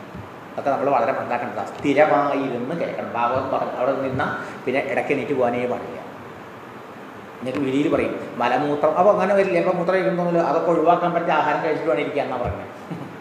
എണ്ണി മലമൂത്ര ജയാർത്ഥം, മലമൂത്ര ഒക്കെ തോന്നും. അപ്പോൾ അതിനൊക്കെ പറ്റിയ രീതിയിലുള്ള സിമ്പിളായിട്ടുള്ള ആഹാരം കറ്റിങ്ങിന് എഴുതി ഉപയോഗിച്ച് അല്ലെങ്കിൽ എന്തെങ്കിലും നൈവേദ്യം കഴിച്ച് അതും അതാ കഴിഞ്ഞിട്ട് ആഹാരം വയർ നിറച്ചു വന്നിരിക്കുമ്പോൾ അങ്ങനത്തെ കുഴപ്പങ്ങളൊക്കെ ഉണ്ടാവണം. ഇങ്ങനെയൊക്കെ ശാസ്ത്രത്തിൽ പറഞ്ഞിട്ടുണ്ട്. അതിനോട് അത്രയധികം ഭഗവാന്റെ പ്രത്യക്ഷ സ്വരൂപമാണ് ഈ ഭാഗവതം. ആ ഭാവത്തോടുകൂടി പരമ ആദരവോട് കൂടിയിട്ട് വേണം നമ്മൾ ഭാഗവതത്തിൻ്റെ മുമ്പിൽ ഇരിക്കാനെന്നാണ്. അപ്പോൾ അടങ്ങി ശ്രദ്ധയോടെ ഒരിടത്ത് സ്ഥിരമായിരുന്നപ്പോൾ വേണം ഭാഗവതം കേൾക്കാമെന്ന് അത് മനസ്സിലായി. അതുപോലെ വളരെ വിശാലമായ സ്ഥലം ഉണ്ടാവണം, ധാരാളം ആളുകൾക്ക് ഇരിക്കാനുള്ള സൗകര്യങ്ങളുടെ സ്ഥലത്ത് വെച്ച് വേണം നടത്താനെന്നാണ്. എന്തായാലും ആദ്യത്തെ ദിവസത്തെ വായന കഴിഞ്ഞു. അന്നൊരു സംഭവം ഉണ്ടായി. ഒരു ശബ്ദം കേട്ടു. ആ മുളയുടെ 7 കൊമ്പുള്ള മുളയുടെ ഒരു കമ്പ് പൊട്ടി. ആരും അത്ര ശ്രദ്ധിച്ചില്ല. രണ്ടാമത്തെ ദിവസം വായന കഴിഞ്ഞപ്പോഴോ രണ്ടാമത്തെ കമ്പ് പൊട്ടി. ഇങ്ങനെ ഓരോ ദിവസവും ഓരോ കമ്പ് എന്ന കണക്കിന് 7 ദിവസം വായന കഴിഞ്ഞപ്പോഴോ ദ്വാദശസ്കന്ധ ശ്രവണാൽ പ്രേതോവി പ്രേതതാം ജഹൗ. ആ 7 കമ്പുള്ള മുള പൊട്ടിപ്പിളർന്ന് അതിൻ്റെ ഉള്ളിൽ നിന്ന് ശരീരമില്ലായിരുന്നു, കാറ്റിൻ്റെ രൂപത്തിലായിരുന്നു ആ ജീവൻ ഉണ്ടായിരുന്നത്. അതോ ആ പ്രേതഭാവത്തിന് മുക്തനായിരുന്നു. മാത്രമല്ല ദിവ്യരൂപധരഹ, മേഘത്തിൻ്റെ നിറത്തോടുകൂടി മഞ്ഞപ്പട്ടെടുത്ത് ഒന്നും കീഴമണിഞ്ഞ് കണ്ടലങ്ങളണിഞ്ഞ് തുളസിമാല ധരിച്ച് ദിവ്യരൂപം തിരിച്ച് ഒരു വിഷ്ണു പാർഷദനായി മാറിയ അദ്ദേഹം. വീതവാസ ഘനശ്യാമ മുകുടി കുണ്ടയാന്വിത. ഇങ്ങനെ വിഷ്ണുരൂപം സ്വീകരിച്ച ആ പ്രേതം ബന്ധുകാരി ഭ്രാതരം നനാമ. വേഗം തന്നെ ഈ പ്രേതഭാഗത്ത് നിന്ന് മോചിപ്പിക്കാൻ ഭാഗവത സപ്താഹം നടത്തിയ ആ ഗുരുനാഥനായ ഗോകർണനെ കാൽക്കൽ വീണ് നമസ്കരിച്ചു. എന്നിട്ടോ അവിടെ കൂടിയ ആ ആളുകളോടും ഗോകർണനോടും ഭാഗവതത്തിൻ്റെ മാഹാത്മ്യം സ്വാനുഭവത്തിലൂടെ പറഞ്ഞു ഈ ബന്ധുകാരിയാണ്. ത്വയാഹം മോചിതോ ബന്ധോ കൃപയാ പ്രേതകശ്മലാത്. പറഞ്ഞു, അങ്ങ് പരമ കരുണാമൂർത്തിയാണ്, എൻ്റെ പരമബന്ധുവാണ്. എന്നെ ഈ പ്രേതരൂപത്തിൽ നിന്ന് മോചിപ്പിച്ച അങ്ങക്ക് ഞാൻ എത്രയോ കടപ്പെട്ടിരിക്കുന്നു. ധന്യ ഭാഗവതി വാർത്ത പ്രേതപീഡാവിനാശിനി. മരിച്ച് സദ്ഗതി കിട്ടാതെ അലഞ്ഞിരിഞ്ഞ് നടക്കുന്ന ഒരു ജീവൻ, സ്ഥൂലശരീരം വിട്ട അവസ്ഥയിലിരിക്കുന്ന ആളെയാണ് പ്രേതം എന്ന് പറഞ്ഞത്. പ്രേതം എന്ന് പറഞ്ഞാൽ എന്താ? ഈ നോക്കുക, ആ വാക്ക് പിരിച്ച് നോക്കൂ. പ്ര പ്ലസ് ഇ പ്ലസ് തന്നാണ് പ്രേതം അല്ലേ? ഈ എന്ന റൂട്ടിന് സംസ്കൃതത്തിൽ ഈ എന്നുള്ളത് ഒരു ക്രിയാപദമാണ്. ഈ ടു ഗോ, ഈ എന്ന് പറഞ്ഞാൽ പോകുക, ഈ എന്ന് പറഞ്ഞാൽ പോകുക.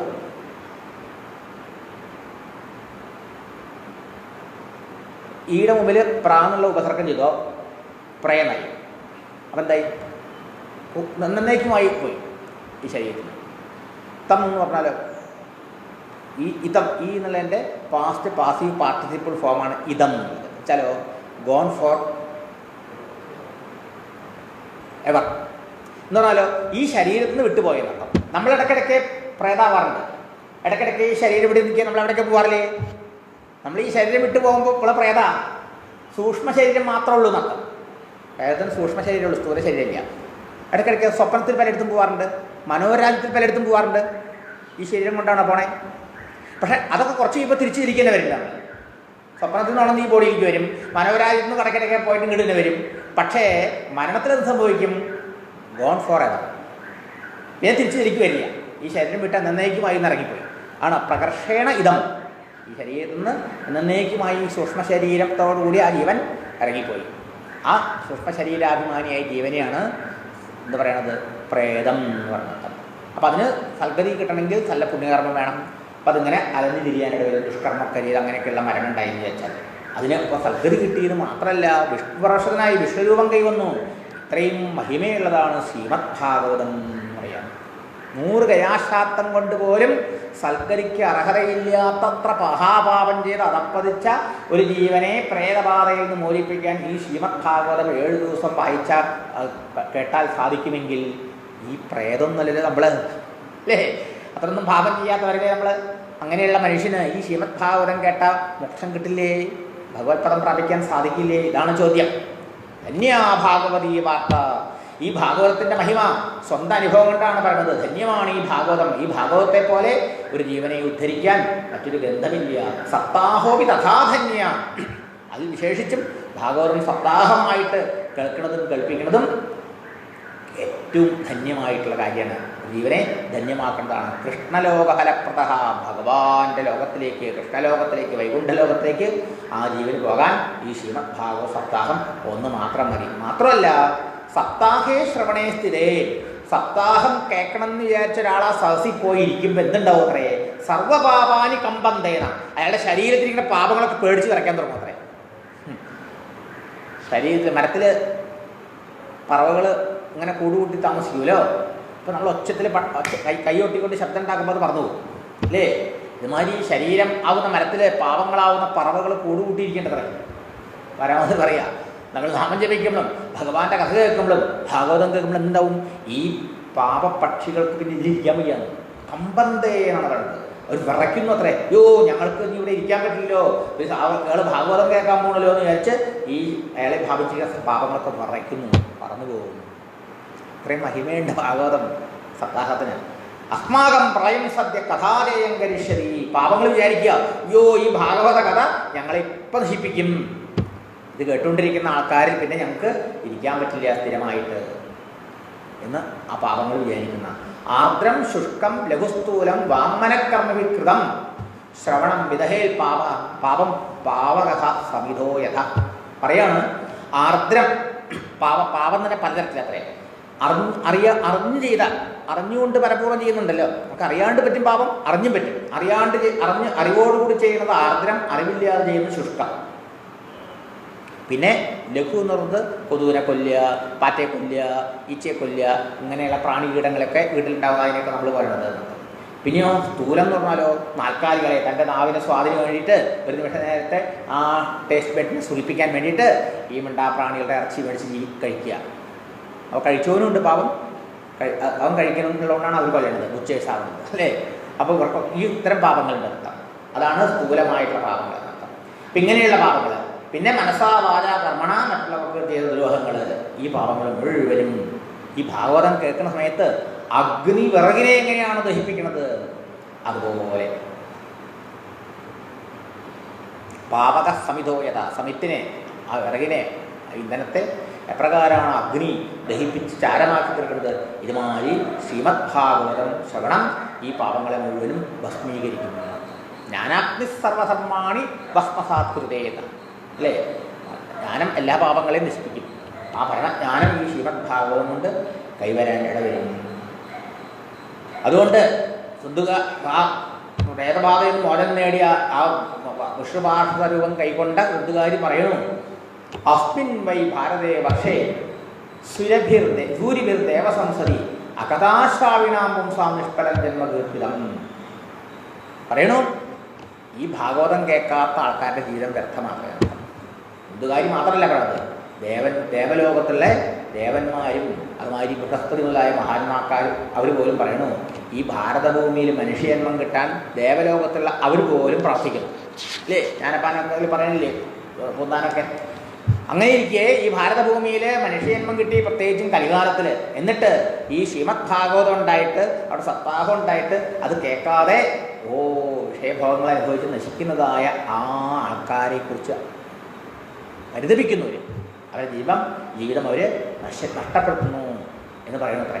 വെറുതെ ഭഗവത് കഥ കേൾക്കാതെ എന്തൊക്കെയോ ലോകവാർത്തകൾ കേട്ടുകൊണ്ട് ഈ ശരീരത്തെ പോഷിപ്പിക്കാൻ വേണ്ടി പലതരത്തിലുള്ള ഭോഗങ്ങൾ അനുഭവിച്ചുകൊണ്ട് നശിപ്പിക്കുന്നില്ല അവരുടെ ജീവിതം. എങ്ങനെയുള്ളതാണെന്ന ഈ ശരീരം പറയാണ്. ഈ ശരീരമോ ശരീരത്തിലുള്ള ജീവിതമോ സ്ഥായിയല്ല എന്ന് ഓർമ്മിപ്പിക്കാൻ വേണ്ടിയിട്ട് പറയുന്നു. അസ്ഥിസ്തംഭം, കുറേ അസ്ഥികൾ, എല്ലുകളൊക്കെ ഇങ്ങനെ കുറേ തൂണുകളായി കുറേ ഇങ്ങനെ അങ്ങനെ വീടുണ്ടാക്കുമ്പോഴേക്കില്ല ഇങ്ങനെ അഴുണ്ടാക്കാം. മേക്കൂരയൊക്കെ ഉണ്ടാക്കി വെക്കണ മാതിരി ഇതൊക്കെ എന്തുകൊണ്ടുണ്ടാക്കിയതാ? നട്ടെല്ലുണ്ട്, വാരിയെല്ലുകളുണ്ട്, ഇതൊക്കെ എല്ലുകളാണ്. അങ്ങനെ കുറേ എല്ലുകൾ തൂണായിട്ടുണ്ട്. അതുമാതിരി ഇങ്ങനെയൊക്കെ ഇങ്ങനെയൊക്കെ വെച്ചിട്ടുണ്ട്. അതിൽ സിമെൻറ്റും കോൺക്രീറ്റൊക്കെ ഇട്ട് വാർക്കണ മാതിരി കുറേ മാംസം, രക്തം ഇതുകൊണ്ടൊക്കെ തേച്ചിട്ടുണ്ട്. അതിൻ്റെ മേലെയോ ഞരമ്പൊക്കെ കൊണ്ട് കെട്ടിയിട്ടുണ്ട്, കമ്പിക്കിട്ട് കെട്ടണ മാതിരി.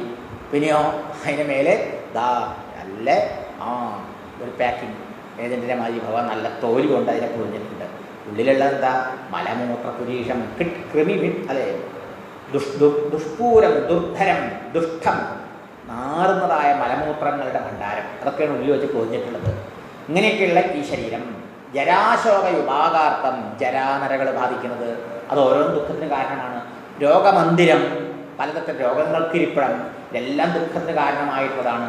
പോരാ, ദുഷ്പൂരം, എത്ര ഭോഗങ്ങൾ അനുഭവിപ്പിച്ചും മതിവരാത്തതാണ്.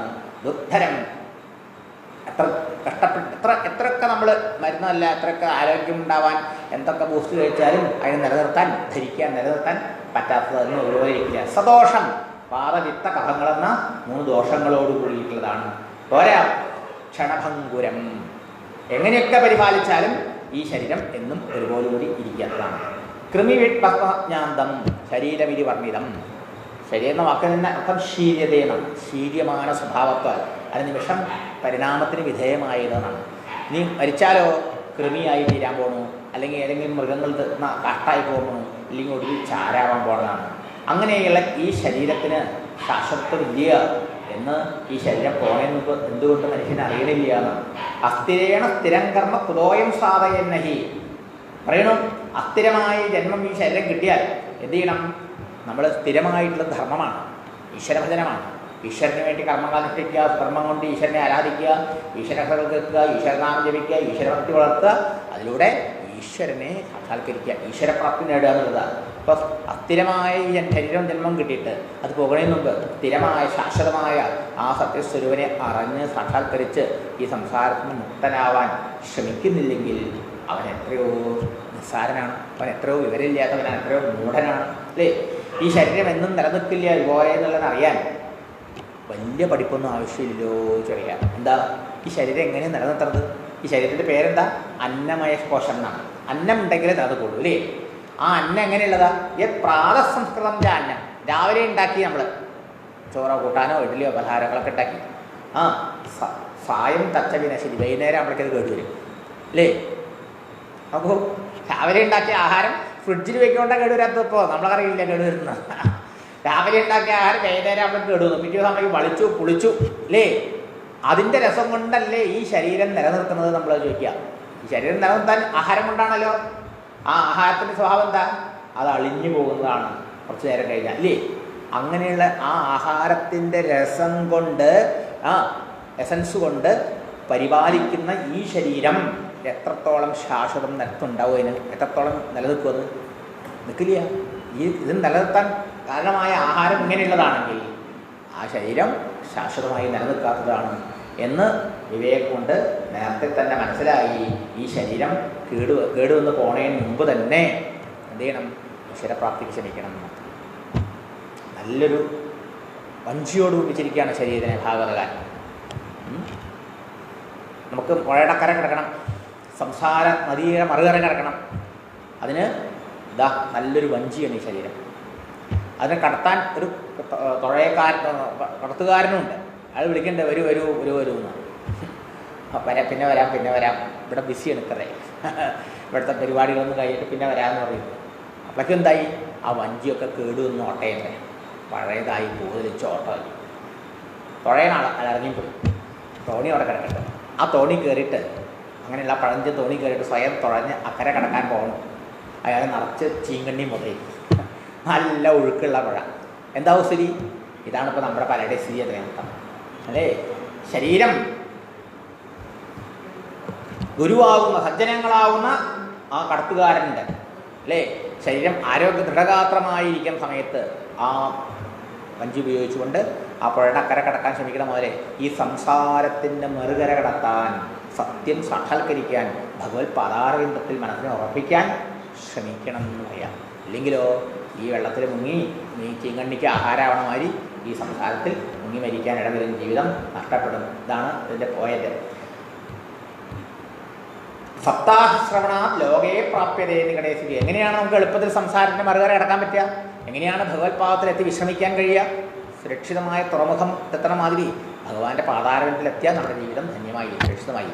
അതിന് എളുപ്പ വഴി എന്താ? സപ്താഹശ്രവണാൽ ലോകേ പ്രാപ്യതേ നികടേ ഹരി. ഭാഗവത സപ്താഹശ്രവണം നടത്തിക്കഴിഞ്ഞാൽ മതി. അതുകൊണ്ട് തന്നെ എന്താവും? എല്ലാ പാപങ്ങളും തീർന്ന് പരമാനന്ദത്തെ കൊടുക്കുന്ന ഹരി നമുക്ക് ഏറ്റവും അടുത്ത് വരും.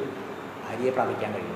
നികടേ ഹരി എന്നാ, അടുത്ത് വരും ഹരി. ഹരിയുടെ അടുത്തെത്താൻ കഴിയും നമുക്ക് ഭഗവത് പ്രാപ്തി സാധിക്കും. അതുകൊണ്ട് പറഞ്ഞ താല്പര്യം എന്താ? അതഹ ദോഷനിവൃത്യർത്ഥം ഏകദേവ ഹി സാധനം.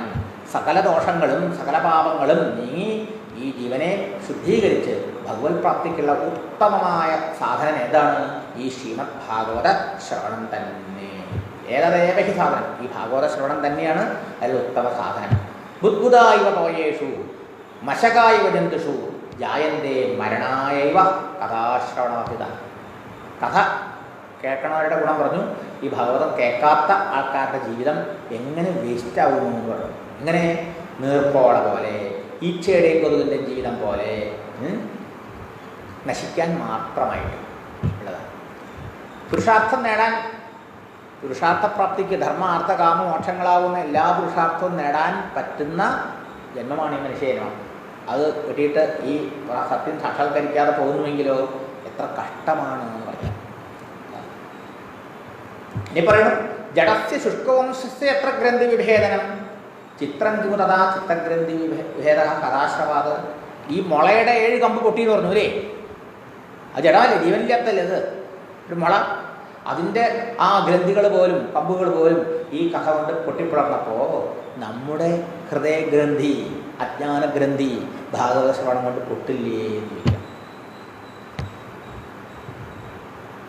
ഈ കഥയിൽ ദുന്തുകാരി 7 കമ്പുള്ള മുടയുടെ ഉള്ളിൽ ഇന്ന് കഥ കേട്ടു എന്ന് പറഞ്ഞുകൊണ്ട് ആചാരമായിട്ട് പലരും ഭാഗവത സപ്താഹം 7 കമ്പുള്ള ഒരു മുള കാണും.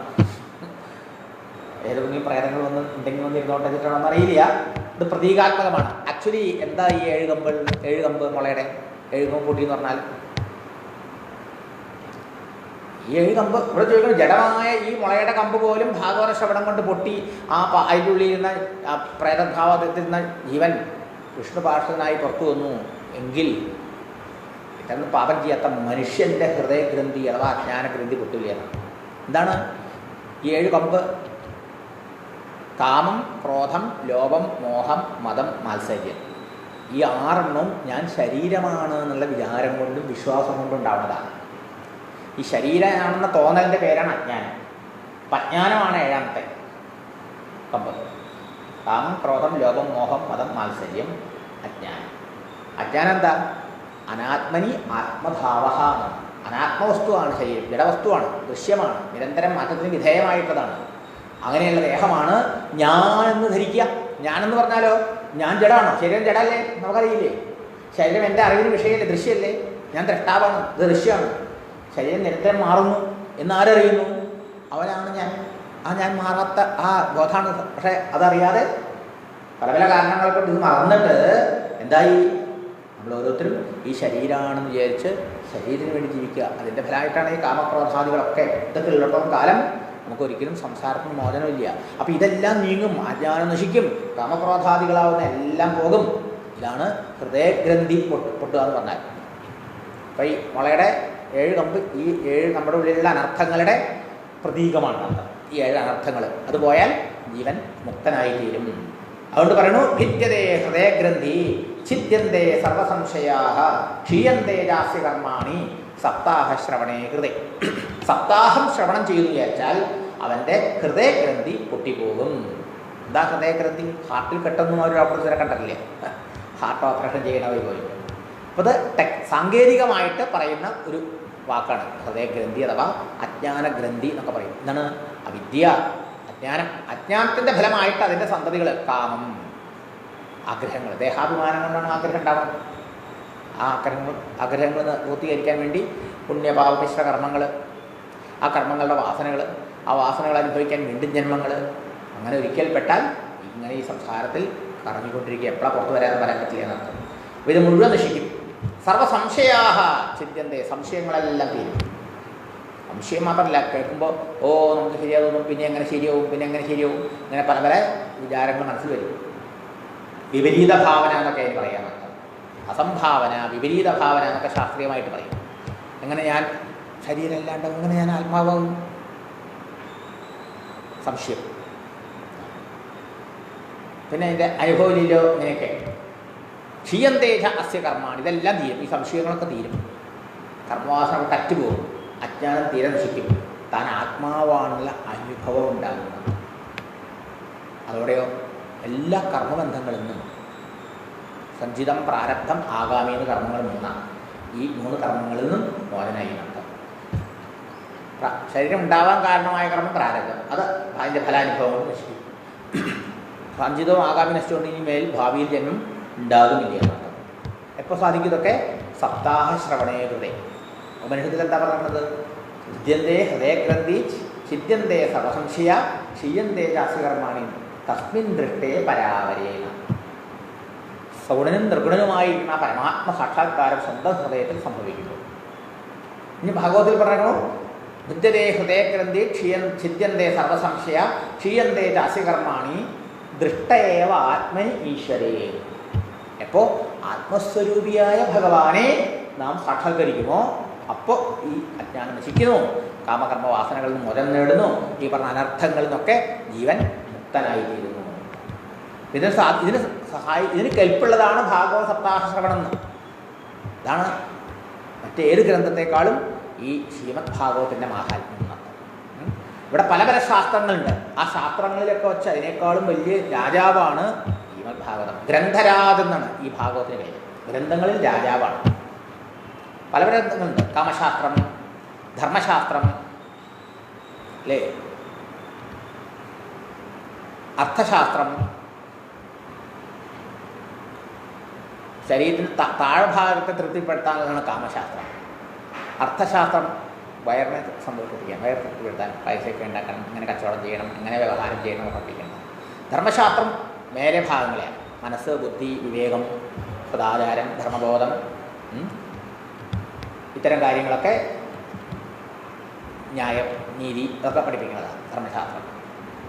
അപ്പോൾ ഇത് 3 ശരീരത്തിന് താഴ്ന്ന ഭാഗത്തെ തൃപ്തിപ്പെടുത്താൻ ഒരു ശാസ്ത്രം, മധ്യഭാഗത്തെ തൃപ്തിപ്പെടുത്താൻ വേറൊരു ശാസ്ത്രം, ഉപരിഭാഗത്തെ തൃപ്തിപ്പെടുത്താൻ ഒരു ശാസ്ത്രം. എന്ന ഭാഗവതമോ ഈ 3 ശരീരത്തിനെ പറ്റിയിട്ടാണ്, ഉച്ചയ്ക്ക് പറ്റിയിട്ടാണ്. ഈ ശരീരത്തിൽ നിന്ന് എങ്ങനെ, ശരീരാത്മാർത്ഥം എങ്ങനെ പുറത്തു കിടക്കാം, അങ്ങനെ എന്നേക്കും ജന്മമരണ സംസാരത്തിന് മോചിതനാവാം എന്ന് പഠിപ്പിക്കുന്നതാണ്, അത് സാധിപ്പിക്കുന്നതാണ് ഭാഗവത ശാസ്ത്രം. അതുകൊണ്ട് ഈ മറ്റ് ശാസ്ത്രങ്ങളെക്കാളൊക്കെ മേലെയാണ്, ഗ്രന്ഥങ്ങളിൽ രാജാവാണ് ശ്രീമദ് ഭാഗവതം എന്നർത്ഥം. തിരിച്ച് ശരീരത്തിലേക്ക് വരാതെ, മാതൃഗർഭത്തിൽ വരാതെ ജനനമരണ സംസാര പ്രവാഹത്തിൽ നിന്ന് ജീവനെ എന്നേക്കുമായി മോചിപ്പിച്ച് ഭഗവത്പാദത്തിലേക്ക് എത്തിക്കുന്നതാണ് ശ്രീമദ് ഭാഗവതം. അങ്ങനെയുള്ള ശ്രീമദ് ഭാഗവത സപ്താഹ ശ്രവണേ ഹൃദയ. ഈ സപ്താഹം ശ്രവിച്ചാൽ അജ്ഞാനം നശിക്കും, ഹൃദയഗ്രന്ഥി പൊട്ടി, കാമകർമ്മ വാസനകളൊക്കെ മോചനം നേടി, അനർത്ഥങ്ങൾ നേരത്തെ പറഞ്ഞ് എല്ലാം പോയി. കാമം, ക്രോധം, ലോകം, മോഹം, മതം, മത്സരം ഇത്യാദികളൊക്കെ പോയി ആ ജീവൻ കൃതകൃത്യനായി, ജീവൻ മുക്തനായി തീരും. കാലിൽ ചെളി പറ്റി വെച്ചാൽ എന്ത് ചെയ്യും? നമ്മൾ എവിടെയാണോ നല്ല വെള്ളമുള്ളത് അവിടെ പോയി കഴുകും, ചെളിവെള്ളത്തിൽ പോയി കഴുകുമോ? ഇല്ല. നമ്മൾ കാല് മാത്രമല്ല അപ്പോൾ ചെളി, ഈ ജീവൻ്റെ അടിമുടി ചെളിയാണ്. സംസാര കർദ്ദം, കർദ്ദമിൻ്റെ ചെളിയാണ്.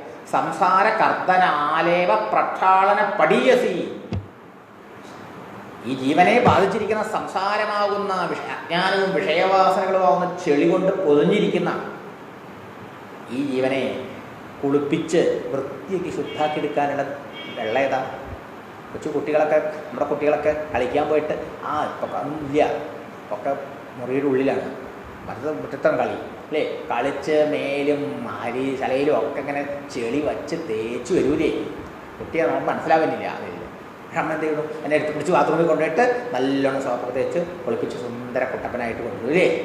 ഇതുമാതിരി ഈ ജീവനെ സുന്ദര കുട്ടപ്പനാക്കണം. അപ്പോൾ അജ്ഞാനം കൊണ്ടും കർമ്മവാസനകളെ കൊണ്ടും അങ്ങനെ മലീമസമായിരിക്കുക. സംസാര കർദ്ദമം, സംസാരമാകുന്ന ചെളിയിൽ പൊതിഞ്ഞിരിക്കുന്ന ഈ ജീവനെ ശുദ്ധീകരിക്കാൻ, പ്രക്ഷാളനം, കുളിപ്പിച്ച് സുന്ദര കുട്ടപ്പനാക്കി ജീവൻ മുക്തനാക്കി തീർക്കാനുള്ള വെള്ളം ഏതാ? കഥാതീർത്ഥേ സ്ഥിരേ. അതിന് പറ്റിയ ഏറ്റവും യോഗ്യമായ, ബാക്കി വെള്ളത്തിൽ നിന്നും കുളിച്ചിട്ട് കാര്യമില്ല, അല്ലെങ്കിൽ തീർത്ഥാസ്ഥലങ്ങളിലോ എങ്കിലും എങ്ങനെയൊന്നും പോയി കുളിച്ചുകൊണ്ട് ഈ ജീവൻ ഇപ്രകാരം ശുദ്ധീകരിക്കപ്പെടില്ല. പിന്നെയോ ശ്രീമദ് ഭാഗവത കഥ, ആ കഥ വലിയ തീർത്ഥമാണ്. അതിലിറങ്ങി മുങ്ങിയാൽ മുക്തിരേവ ബുധൈ സ്മൃത. ആ ജീവന് ഇനി ചെളി പറ്റൂല, ഭാവിയിൽ നിന്ന് മാത്രമല്ല, പറ്റിയ ചെളി അജ്ഞാനാണ് ഏറ്റവും വലിയ ചെളി, അത് മുഴുവൻ കഴുകിക്കളഞ്ഞ് ആ ജീവൻ കുട്ടി സുന്ദരനാക്കണമായി. ഈ ജീവൻ മുക്തനായി. അപ്പോഴാണ് ജീവൻ സുന്ദരനാണ് എന്നാണ് ബുധൈഹി, അറിവുള്ള ആൾക്കാർ പറഞ്ഞു വെച്ചിട്ടുള്ളത്. അങ്ങനെയുള്ള ഈ ഭാഗവതപ്പം നമുക്ക് കേൾക്കണ്ടേ? നമുക്ക് ഒരുപാട് ചെളിയിൽ പൊതിഞ്ഞിരിക്കേണ്ട നമ്മളറിയണില്ല നമ്മുടെ ചെളികൾ. ഈ കർദ്ദമം പോകണമെങ്കിൽ, ഈ ചെളി പോകണമെങ്കിൽ കഥാതീർത്ഥത്തിൽ ഇറങ്ങി മുങ്ങണം എന്നർത്ഥം. ഈ കഥാതീർത്ഥത്തിൽ മുങ്ങാതെ ബാഹ്യതീർത്ഥത്തിൽ നമ്മൾ എത്ര മുങ്ങിയോട്ടും കാര്യം, അതിനൊന്നും ഇത്രയും ശക്തിയില്ല, കഴിവില്ല. അത് കാലം കൊണ്ട് കുറച്ചൊക്കെ ചെളിയെ കഴുകി കളഞ്ഞു വരാം. ഏവം ബ്രുവതിയൈ തസ്മിൻ വിമാനമാഗമത്തത. ഇങ്ങനെ ആരെ പറഞ്ഞത്? സ്വന്തം അനുഭവത്തിലൂടെ ഈ പ്രേതഭാവതയിൽ നിന്ന് മോചനം നേടി വിഷ്ണു സ്വരൂപം കൈവന്ന ദുന്ദുകാരിയാണ് ഈ പറയണത്. അവിടെ കൂടിയിരുന്ന ആൾക്കാരോട് ഭാഗവത മഹിമ, അതുപോലെ ആ തന്നെ മോചിപ്പിച്ച ഗുരുനാഥനായ ഗോകർണനോട് ഇങ്ങനെ പറഞ്ഞുകൊണ്ടിരിക്കുമ്പോൾ പെട്ടെന്ന് വരുന്നൊരു വിമാനം. എന്താ വിമാനം? വിമാനത്തിന് ട്രാൻസ്ലേഷൻ ആകാശക്കപ്പൽ എന്നാണ്. ആകാശക്കപ്പലാണ് വിമാനം.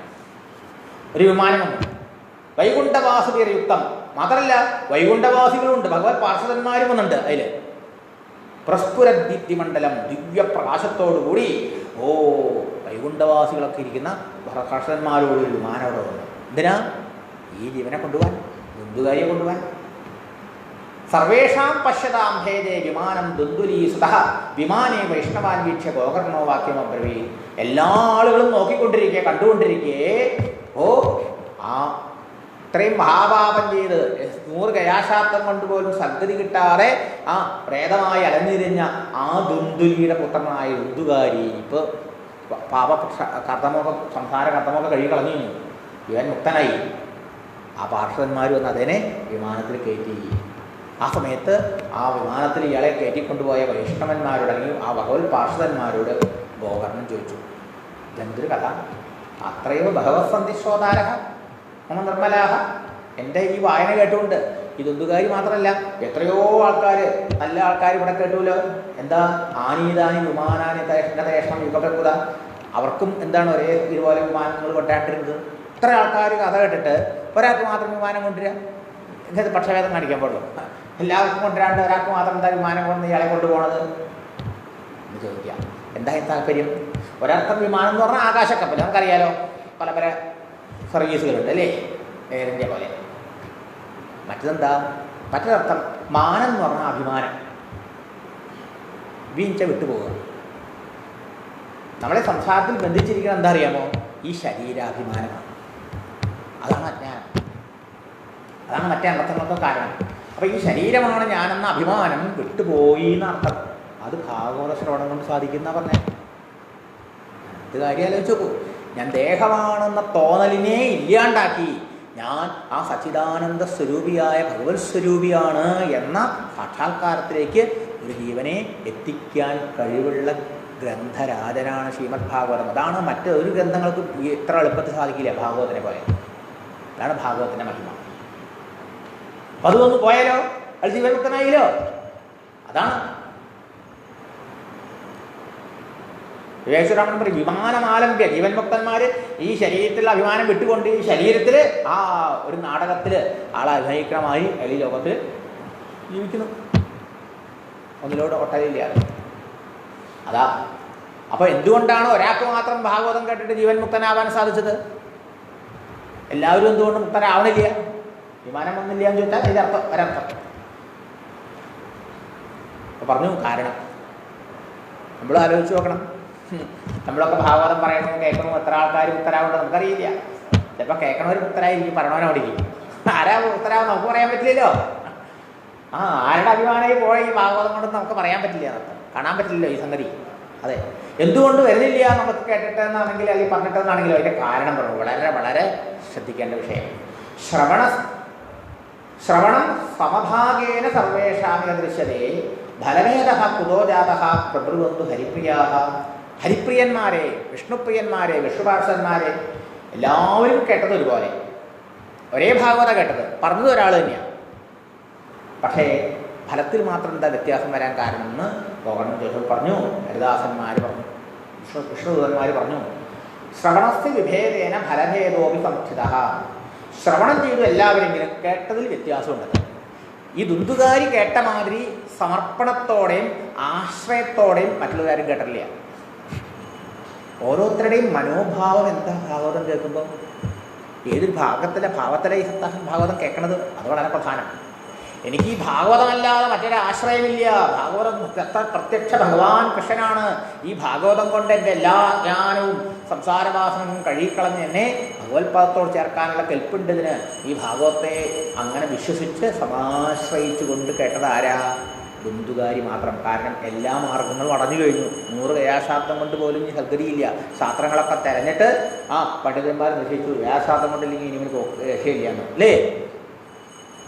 ആ ഒരു സമർപ്പണവും ശരണാഗതിയും ഈ ദുന്ദുകാരിക്കുണ്ടായി. ആ ദുന്ദുകാരി അങ്ങനെ ആ ഭാവത്തോടെ ആശ്രയിച്ച മാതിരി മറ്റുള്ളവരെ ആശ്രയിച്ചില്ല. നമ്മുടെ ഓരോരുത്തരുടെയും മനോഭാവം വളരെ പ്രധാനം കേൾക്കുമ്പോൾ. 2, ശ്രവണം തു കൃതം സർവൈ തഥാനം മനനം കൃതം. എല്ലാവരും കേട്ടിട്ടുണ്ടാവും, കേട്ടില്ല എന്ന് പറഞ്ഞൂടാ. പക്ഷേ ഈ ദുന്ദുകാരി ഒരാൾ മാത്രമാണ് അത്രേ ഈ കേട്ടതിനെ മുഴുവൻ മനനം ചെയ്തുള്ളൂ, ചിന്തിച്ചുള്ളൂ, അർത്ഥം മനസ്സിലുറപ്പിച്ചുള്ളൂ. അത്ര അതുമല്ല, സപ്തരാത്രം ഉപോഷ്യ ഏവ പ്രേതേന ശ്രവണം കൃതം. ഈ പ്രേതം കേട്ടത് എങ്ങനെയാ? 7 ദിവസം ജലപാനം ഒന്നും കഴിക്കാതെ, ഒന്നും കഴിക്കും, ഉപവാസം ചെയ്തുകൊണ്ടാക്കേണ്ടത് അല്ലേ? നമുക്കറിയാം നമ്മുടെ ഭാഗവത സപ്താഹം എന്ന് പറഞ്ഞു കഴിഞ്ഞാൽ എന്താണ്? ഓരോ സപ്താഹം സദസ് കഴിയുമ്പോൾ ഉറക്കം വരും. അത്ര മാതിരിയാണ് വയറ് നിറച്ച് ബെസ്റ്റ് ബ്രേക്ക്ഫാസ്റ്റ്. അത് ഉച്ചയ്ക്ക് സദ്യയാണ് എല്ലാ സപ്താഹത്തിലും അല്ലേ ഉണ്ണി? അന്ന് കേൾക്കാൻ ആളില്ലെങ്കിൽ സപ്താഹം സദ്യക്ക് നല്ല ആളുണ്ടാവും. എത്ര പറ അരി വെച്ചു എന്നുള്ളതാണ് സപ്താഹം വിജയിച്ചതിൻ്റെ ലക്ഷണം. സ്പോൺസർ ചെയ്യാനും ആൾക്കാരുണ്ട്. അത് കഴിഞ്ഞിരുന്നു നല്ല ഉറക്കം. അത് 4 മണിക്ക് വീണ്ടും പലഹാരത്തോടെ ചായ. നമ്മുടെ അവിടെയാണ് പലഹാരം കൂടെ കാണുന്നത് അല്ലേ? എന്തായാലും പിന്നെ ഉറക്കം തന്നെ. എപ്പോഴത് കേൾക്കുക? ഇത് ഹാഫ് മൈൻഡോടുകൂടി, ഹാഫ് സ്ലീപ്പി ആയിട്ടുള്ള മൈൻഡോടുകൂടി അധികം ആൾക്കാർ സപ്താഹം കേൾക്കണേ. എന്നോട് ഒരമ്മ പറയണം, നമ്മുടെ തൃശ്ശൂരത്തെ ക്രൂരമ്മ, അവരൊക്കെ 108 സപ്താഹം കേൾക്കണം തീരുമാനിച്ചു. അവർ 60 ദിവസം അവർക്ക് 108 സപ്താഹം കേൾക്കണം തീരുമാനിച്ചു. കേട്ടു ഭഗവാന്റെ കാര്യം. എങ്ങനെ എത്ര അവർ ഓടുക? അപ്പോൾ കുട്ടിയൊക്കെ പ്രസവിച്ചിട്ട് ആ കുട്ടി അവിടെ ഇട്ടിട്ട് ഓടും. എങ്ങനെ ഓട്ടെ? കുറച്ച് പാലിൽ തൈര് ഒഴിച്ചു, ഇത്തിരി പഞ്ചസാര ഇട്ടത് എടുത്തുകൊണ്ട് പോകും. മുഴുവൻ പകൽ സമയം അവിടെ നിന്ന് ഇത് മാത്രം ഉച്ചയ്ക്ക് കഴിക്കുക. നമ്മുടെ ക്രൂരമ്മ ഇങ്ങനെയൊക്കെ ഒരു സപ്താഹം കിടക്കണത്. ഇത്തിരി പാലിൽ ഇത്തിരി തൈര് ഒഴിച്ച് പഞ്ചസാര ഇട്ട് കുടിക്കും. ലസ്സി, നമ്മുടെ നോർത്ത് ഇന്ത്യയിലത്തെ ലസ്സി ഇതാണ്. ഇവിടെ നോക്കൂ, നമുക്ക് തന്നെ അറിയില്ലേ, നമ്മളിങ്ങനെ ശാപ്പാടൊക്കെ കഴിച്ച് ഭാഗവതം കേൾക്കായിരുന്നെങ്കിൽ നമുക്ക് ഉറക്കം തൂങ്ങാണ്ടിരിക്കുമോ? നമ്മളെ മനസ്സിന് ഏകാഗ്രത ഉണ്ടാവുമോ? ശ്രദ്ധയുണ്ടാവുമോ? ഇടയ്ക്കിടയ്ക്ക് എനിക്ക് പോകണം, മൂത്രം ഒഴിക്കണം, ടോയ്ലറ്റിൽ പോകണം എന്നൊക്കെ തോന്നില്ലേ? അതാ സപ്തരാത്രം. ഇപ്പം നോക്കൂ, ഈ ഹിന്ദുകാരി കേട്ട മാതിരി ആര് കേട്ടു എന്നാണ് ചോദിക്കണത്. മാത്രമല്ല നാനാ വിചാരങ്ങളോട് കൂടിയിട്ടാണ് നമ്മൾ കേൾക്കാതിരിക്കണത് അല്ലേ? ഇന്നത്തെ കാലത്ത് പ്രത്യേകം പറയേണ്ട ആവശ്യമില്ല. ഈ മിഷൻ ഇല്ലാണ്ട് പറ്റില്ല, ജീവിതമില്ല. ഇത് നോക്കിക്കൊണ്ടാണ് ഇരിക്കുക. കേട്ടുകൊണ്ടിരിക്കുന്ന സമയത്തായിരിക്കും ഇതടിക്കുന്നത്. ഉടനെ എത്തും. അവിടെ നിന്ന് കുരുങ്ങി നിർത്താന്ന് പറഞ്ഞു അല്ലെങ്കിൽ ഓടി. എല്ലാവരും എത്താൻ നടന്നു. എങ്ങനെ അവർക്ക് ഈ ശ്രവണത്തിൻ്റെ ഫലം കിട്ടുക പറയൂ? ഇതൊക്കെ നമ്മുടെ ഇന്നത്തെ ദോഷങ്ങളാണ്. അപ്പോൾ നമ്മൾ ഇനി ഇത് കേൾക്കണവരെങ്കിൽ ഇനിയൊക്കെ കേൾക്കുമ്പോൾ എവിടെയെങ്കിലും കേൾക്കാൻ പോട്ടെങ്കിൽ ഇതൊക്കെ മാറ്റി ഒഴിവാക്കിക്കൊണ്ട് ചെയ്താൽ നമുക്ക് ഈ എന്തുകാര്യമായി ഒറ്റ ശ്രവണം തന്നെ കിട്ടുമെന്ന് പറയാനാണ്. നമ്മുടെ എന്തുകൊണ്ടാണ് എല്ലാവർക്കും ഒരേ ആളിൽ നിന്ന് ഭാഗവതം കേട്ടിട്ട് ഒരാൾക്ക് മാത്രം ജീവൻ മുക്തനാവാൻ സാധിച്ചത് മറ്റുള്ളവർക്ക് പറ്റാത്തത് ആയത് എന്നുള്ളതിന് നമ്മൾക്കൊക്കെ ചിന്തിക്കേണ്ട വിഷയമാണ്. അതുകൊണ്ട് പറയണം ഫലഭേദ തതോജാത. അതുകൊണ്ടാണ് ആ ശ്രവണത്തിലുള്ള ഭേദം കൊണ്ട് വ്യത്യാസം കൊണ്ട് ഫലത്തിൽ വ്യത്യാസം വന്നു. ഭജനാദഭിമാനത, ഭജനത്തിലും വ്യത്യാസം. ഭാവനല്ലോ, ആ ഭാവനയിലും വ്യത്യാസം ഉണ്ടായിരുന്നു. മനനാദി തഥാതേന സ്ഥിരചിത്തേ കൃതേ വൃഷം.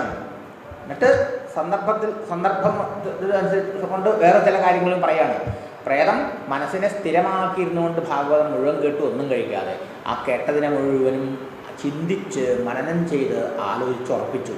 മനനമില്ലെങ്കിൽ നമ്മുടെ അറിവ് ഉറക്കില്ല. പ്രേതം ശ്രവണം നമ്മൾ ധാരാളം ചെയ്യുന്നുണ്ട്. കേൾക്കുമ്പോൾ നമുക്കൊക്കെ മനസ്സിലായി തോന്നണ്ടല്ലോ, പക്ഷെ കുറച്ച് കഴിഞ്ഞാൽ പറഞ്ഞു. എന്താ കാരണം? കുറച്ചില്ല. കാരണം മനനമില്ലാത്തതുകൊണ്ടാണ്. അപ്പോൾ അദൃഢം ച ഹതം ജ്ഞാനം പ്രമാദേന ഹതം ശ്രുതം സന്നിഗ്ധോ ഹി മതോ മന്ത്ര വ്യഗ്രതിത്തോ ഹതോ ജപ. സന്ദർഭവശാൽ ചില കാര്യങ്ങളും കൂടി നമ്മൾ അറിയേണ്ടതുള്ളതുകൊണ്ട് പറയാം. എന്ത്?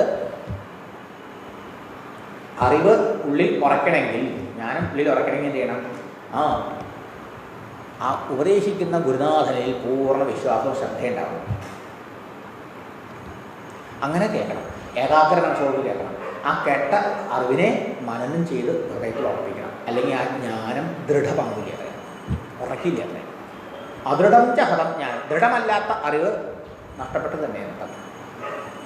പ്രമാദേന ഹതം ശ്രുതം, മനസ്സ് ഏകാഗ്രതയില്ലാതെ പല പല വിചാരങ്ങളോട് കൂടിയിട്ടാണ് നമ്മൾ കേൾക്കണതെങ്കിലോ ആ ശ്രവണം ഫലപ്രദമാവില്ല, എഫക്റ്റീവ് ആവില്ല. ആ ശ്രവണത്തിന് വേണ്ട പോലെയുള്ള പ്രയോജനം ഉണ്ടാവില്ല. നമുക്കൊന്നും മനസ്സിലാവുകയില്ല കേൾക്കുമ്പോൾ തന്നെ. അതുപോലെ സന്നിഗ്ധോ ഹ്യതോ മന്ത്ര, മന്ത്രം ജപിക്കുമ്പോൾ അതിൽ സംശയം വരാൻ പാടില്ല. ഈ മന്ത്രം ജപിച്ച ഫലമുണ്ടോ? മന്ത്രത്തിലും ഗുരുവിലും ദൈവത്തിലും ഒക്കെ നമ്മുടെ ശ്രദ്ധയ്ക്കനുസരിച്ചല്ല. യാദൃശീ ഭാവന സിദ്ധിർഭവതി താദൃശീനാണ്. ജപിക്കുന്ന മന്ത്രത്തിൽ ഇത് വിശ്വായ മന്ത്രമാവാം, നാരായണ മന്ത്രമാവാം, ഏതൊരു മന്ത്രമാവാം. ഈ മന്ത്രം മതിയോ? ഈ മന്ത്രത്തിനേക്കാൾ പവർഫുൾ മറ്റേ മന്ത്രമല്ലേ? ആ ഗുരു ആ മന്ത്രമാണല്ലോ കൊടുത്തത്. ഈ ഗുരു എന്താ ഈ മന്ത്രം തന്നെ? എനിക്ക് ഇങ്ങനെയൊക്കെയുള്ള സംശയം ഉണ്ടെങ്കിൽ ആ മന്ത്രജപത്തിൽ ശ്രദ്ധ ഉണ്ടാവില്ല, ഏകാഗ്രത വിശ്വാസം ഉണ്ടാവില്ല. പിന്നെ ആ മന്ത്രം ജപിച്ചിട്ട് കാര്യമില്ല, അയാൾക്ക് ഫലം കിട്ടില്ല. അതാ സംശയം ജപിക്കാൻ പാടില്ല. മന്ത്രത്തിൽ ഗുരുനാഥൻ പറഞ്ഞ ദേവതയിൽ, ഇഷ്ടദേവതയിൽ, ഗുരുവിൽ, കൂട്ടത്തിൽ ഡോക്ടറെ കാണാൻ പോയ ഡോക്ടറിൽ സംശയം വരാൻ പാടില്ല. ഈ ഡോക്ടർക്കൊന്നും അറിയില്ല എന്നാണ്. അതുകൊണ്ട് ഇയാളുടെ അടുത്ത് പോയി കൺസൾട്ട് വേറെ ഡോക്ടറെ പോകും. മരുന്നിലെ, ഔഷധേ, വൈദ്യേ, ഗുരൗ, ശാസ്ത്രേ, മന്ത്രേ, തീർത്ഥേ, ദേവേ, ഇങ്ങനെ കുറേ കാര്യങ്ങൾ പറയണം. ദേവതയിൽ, തീർത്ഥത്തിൽ പോയി കുളിക്കാൻ പോയി.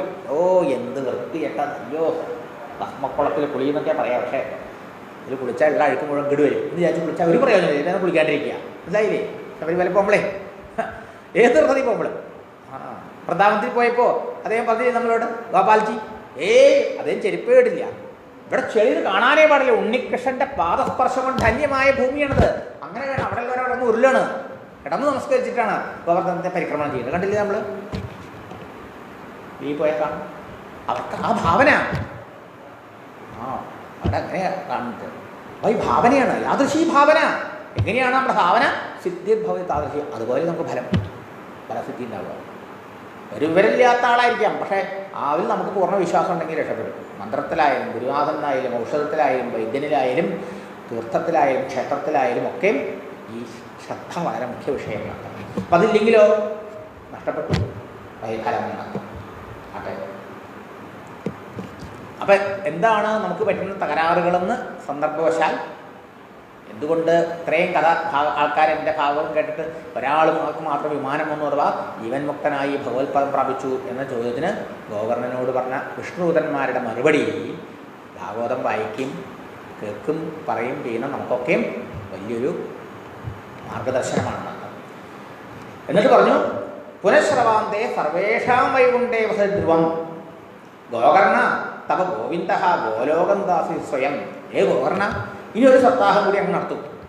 ഒരിക്കൽ കൂടി ഇവരൊക്കെ കേട്ടാൽ, ഇപ്പോൾ അവർക്ക് കേട്ട ഇത്രയും വിഷ്ണുദൂതന്മാരുടെ മുഖത്ത് നേരിട്ട് അവരുടെ ദൗർബല്യം പോരായ്മ എന്താണെന്ന് അവർക്ക് മനസ്സിലായില്ല. അത് മനസ്സിലാക്കിക്കൊണ്ട് അത് കറക്റ്റ് ചെയ്തുകൊണ്ട് ഇനി ഒരു പ്രാവശ്യം കൂടി കേട്ടാൽ തീർച്ചയായിട്ടും ഇവർക്കൊക്കെയും വൈകുണ്ഠത്തിൽ പോകാൻ പറ്റും. സർവേഷാം വാസം വൈകുണ്ഠേ ഭവതി ധ്രുവം. ഇവർക്കൊക്കെ വൈകുണ്ഠത്തിൽ വസിക്കാറാവും, വൈകുണ്ഠപ്രാപ്തി ഉണ്ടാവും. ഗോകർണ, അങ്ങനെ ഇവർക്കൊക്കെ വൈകുണ്ഠപ്രാപ്തി ഉണ്ടാക്കി കൊടുക്കുന്ന ഭാഗവത കഥ പറയുന്ന അങ്ങേക്ക് ഭഗവാൻ എന്താ തരാൻ പോണത്? ഹേ ഗോവിന്ദ ഗോലോകം ദാസതി, ഭഗവാൻ അങ്ങേ വന്ന് ഗോലോകത്ത് തൻ്റെ ലോകത്തേക്ക് കൂട്ടിയിട്ട് പോകും എന്നും പറഞ്ഞുകൊണ്ട് വിഷ്ണുദൂതന്മാര് ഏവമുക്ത്വ ഏവ സർവേ വൈകുണ്ഠം ഹരിനാമ സങ്കീർത്തനം ചെയ്തുകൊണ്ട് അവർ ആ ബന്ധുകാരിയും കൊണ്ട് വിമാനത്തിൽ വിഷ്ണുദൂതന്മാർ പറഞ്ഞു പോകുകയും ചെയ്യുന്നു. ശ്രാവണേ മാസി ഗോകർണ കഥാമൂലേ പ്രതാപന. അപ്പം എല്ലാ ശ്രോതാക്കൾക്കൊക്കെ വലിയ ഇത് കേട്ടപ്പോൾ അവർക്കൊക്കെ ഒരു പരിതാപം ഉണ്ടായി. അവരൊക്കെ ഗവർണറോട് പറഞ്ഞു, ഗവർണർ നേരത്തെ ഞങ്ങൾക്ക് പ്രേതത്തിന് വേണ്ടി ഭാഗവതം നടത്തിയെന്ന് ഞങ്ങൾ വിചാരിച്ചു, അതുകൊണ്ട് പ്രേതം രക്ഷിക്കുന്നു, ഞങ്ങൾക്ക് വേണ്ടി ഒരു ഭാഗവത സപ്താഹം നടത്തണം, ഞങ്ങൾ സ്ഥലത്തോടെ കേൾക്കുന്നു പറഞ്ഞു. അങ്ങനെ ചിങ്ങമാസത്തിൽ, അടുത്ത ചിങ്ങമാസത്തിൽ തന്നെ ഒരു ഭാഗവത സപ്താഹം വീണ്ടും നടത്തിയ ഗോകർണൻ. സപ്തരാത്രവതിയും ഭൂയശ്രവണം ദൈകൃതം പുനഃ കഥാസമാപ്തോ യജ്ജാതം ശൂയതാം തച്ചനാരദ. ആ രണ്ടാമത് ഗോകർണൻ നടത്തിയ സപ്താഹത്തിൻ്റെ അവസാനത്തിൽ എന്തുണ്ടായി? അത്ഭുതം സംഭവിച്ചോടെ, അത്ഭുതം സംഭവിച്ചു. വിമാനൈ സഹ ഭക്തൈശ്ച ഹരി ആവിർഭൂവ.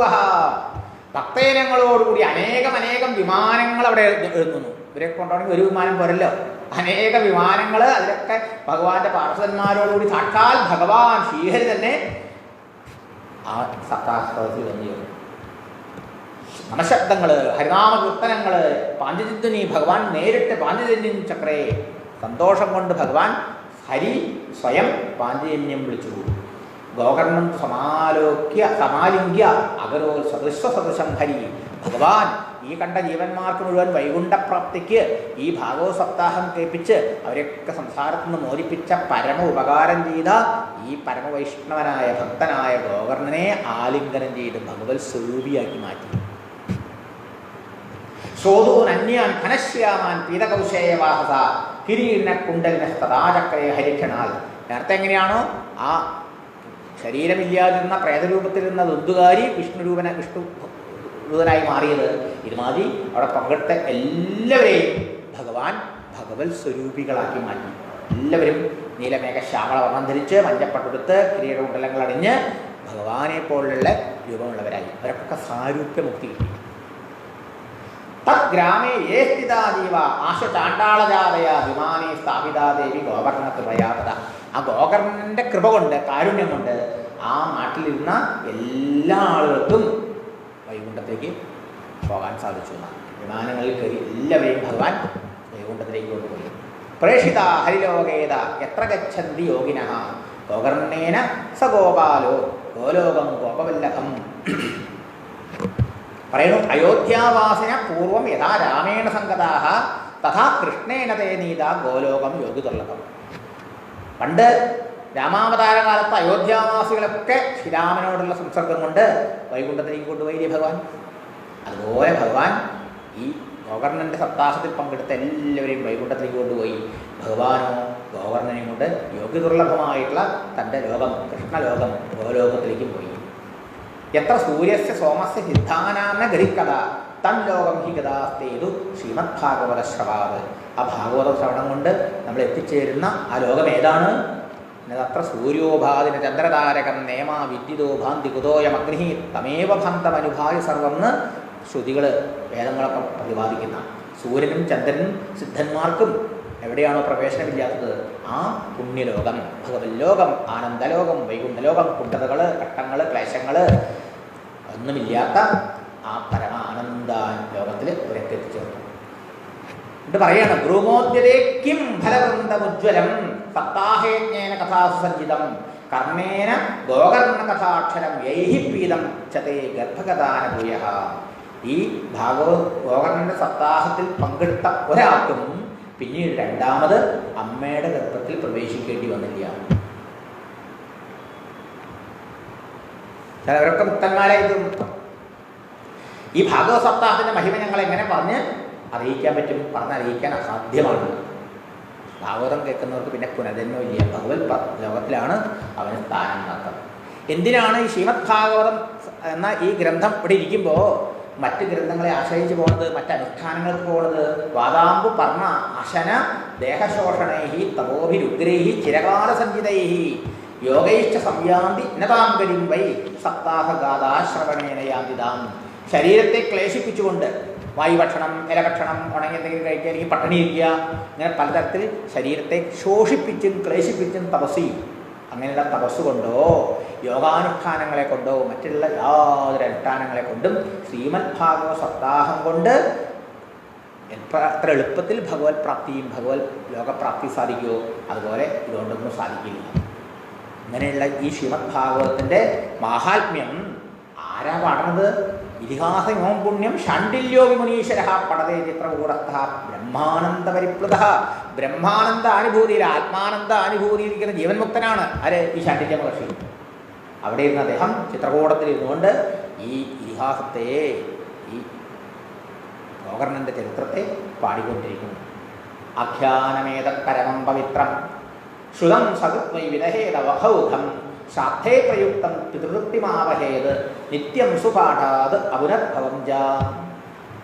ഏതാൽ പവിത്രമാഖ്യാനം, അതിപവിത്രമായ, എത്ര പാപജ്യ ജീവനെയും പരിശുദ്ധമാക്കുക, പവിത്രമാക്കുന്ന, അപവിത്ര പവിത്രോവാണ് അല്ലേ? സർവാവസ്ഥാങ്കതേ ഒഴിവാകും. യസ്മരേ പുണ്ടരീകാക്ഷം സബാഹ്യാഭ്യന്തര ഹരീനം. സ്മരണമാത്രം കൊണ്ട് സർവ്വപാപങ്ങളെ നശിപ്പിച്ച് അവനെ സദ്ഗതി കൊടുക്കുന്ന ഈ ശ്രീമദ് ഭാഗവത ചരിത്രം, ഈ കഥ, ഈ ഗുണ്ടുകാരുടെ കഥ ആരാണോ ഒരു പ്രാവശ്യമെങ്കിലും കേൾക്കുന്നത് അവരെല്ലാ പാപത്തിൽ നിന്നും മോചനായിത്തീരും. ശ്രാദ്ധ സമയത്ത് അല്ലെങ്കിൽ ശ്രാദ്ധ ദിവസത്തിൽ ഈ ചരിത്രം വായിച്ച് കേൾപ്പിച്ചാലോ, ഈ മാഹാത്മ്യം, ഈ 3 അധ്യായത്തിൽ പറഞ്ഞ മാഹാത്മ്യം വായിച്ച് കേൾപ്പിച്ചാൽ തന്നെ പിതൃക്കൾക്കൊക്കെ തൃപ്തി കിട്ടും, സദ്ഗതി കിട്ടും. നിത്യം സുപാഠാത് അനർഭവം വാ. എന്നും ഭാഗവതം വായിക്കുന്നുണ്ട് പിന്നെ പുനർജന്മമില്ലാത്ത ഭഗവത് പ്രാപ്തി, പരപുരുഷാർത്ഥഭാവത മോക്ഷം കിട്ടും. അപ്പോൾ ഭാഗവതം മതി പിതൃക്കൾക്ക് സദ്ഗതി കിട്ടാൻ, വേദങ്ങൾക്ക് മാത്രമല്ല, ജീവിച്ചിരിക്കുന്നവർക്ക് സദ്ഗതി കിട്ടാനും മോക്ഷം കിട്ടാനും അത്രയും മഹിമയേറിയതാണ് ശ്രീമദ് ഭാഗവതം എന്ന് പറഞ്ഞുകൊണ്ടാണ് മാഹാത്മ്യം ഇവിടെ ഇപ്പോൾ ചുരുക്കത്തിൽ അവതരിച്ചത്. ഇനി അടുത്ത അധ്യായത്തിൽ അങ്ങനെയുള്ള ഈ ശ്രീമദ് ഭാഗവതം എങ്ങനെയാണ് നടത്തേണ്ടത്, എവിടെ വെച്ചാണ് നടത്തേണ്ടത്, അതിൻ്റെ വിധി എന്തൊക്കെയാണ് എന്നൊക്കെ ചോദിക്കാം. അതിനുശേഷം എവിടെ നടക്കുകയാണ്? ഇതൊക്കെ ഇപ്പോൾ ഹരിദ്വാറിലാണ് കേട്ടോ. ഹരിദ്വാറിൽ ഗംഗാതീരത്ത് ആനന്ദഘാട്ടിൽ സനകാദി മഹർഷിമാർ ഭാഗവതത്തിൻ്റെ മഹിമ പറഞ്ഞുകൊണ്ടിരിക്കണേ. മുഖ്യ ശ്രോതാവായ ശ്രീനാരദനും ആ എണ്ണിയാലൊടുങ്ങാത്ത ഋഷീശ്വരന്മാരും പുണ്യനദികളും പുണ്യപർവ്വതങ്ങളും അവരെയൊക്കെ ദേവതകളോടെ വന്ന് ഭാഗവതം കേട്ടുകൊണ്ടിരിക്കുന്ന ആ സദസ്സിലാണ് ശ്രീമദ് ഭാഗവതത്തിൻ്റെ മാഹാത്മ്യം, എന്തെന്ത് പാപങ്ങളാണ് നശിക്കുക, എന്തെന്ത് ലാഭമാണ് കിട്ടുക, ആർക്കാർക്കാണ് വേണ്ടൊക്കെ പ്രയോജനം ഉണ്ടാവുകയെന്ന് ചോദിച്ചപ്പോൾ അതിന് മറുപടി ആയിട്ടാ സനകുമാരന്മാർ പറഞ്ഞതാണ് ഈ മാഹാത്മ്യം. അപ്പോഴാണ് അതിനൊരു ഇത് വരാൻ വേണ്ടിയിട്ട്, ഒരു ഉറപ്പ് വരാൻ വേണ്ടിയിട്ട് ഉപോത്ബലകമായിട്ട് പ്രസംഗവശ ഗോകർണൻ്റെ ആത്മദേവൻ്റെയും ഈ ബുദ്ധുകാരുടെ കഥ പറഞ്ഞു.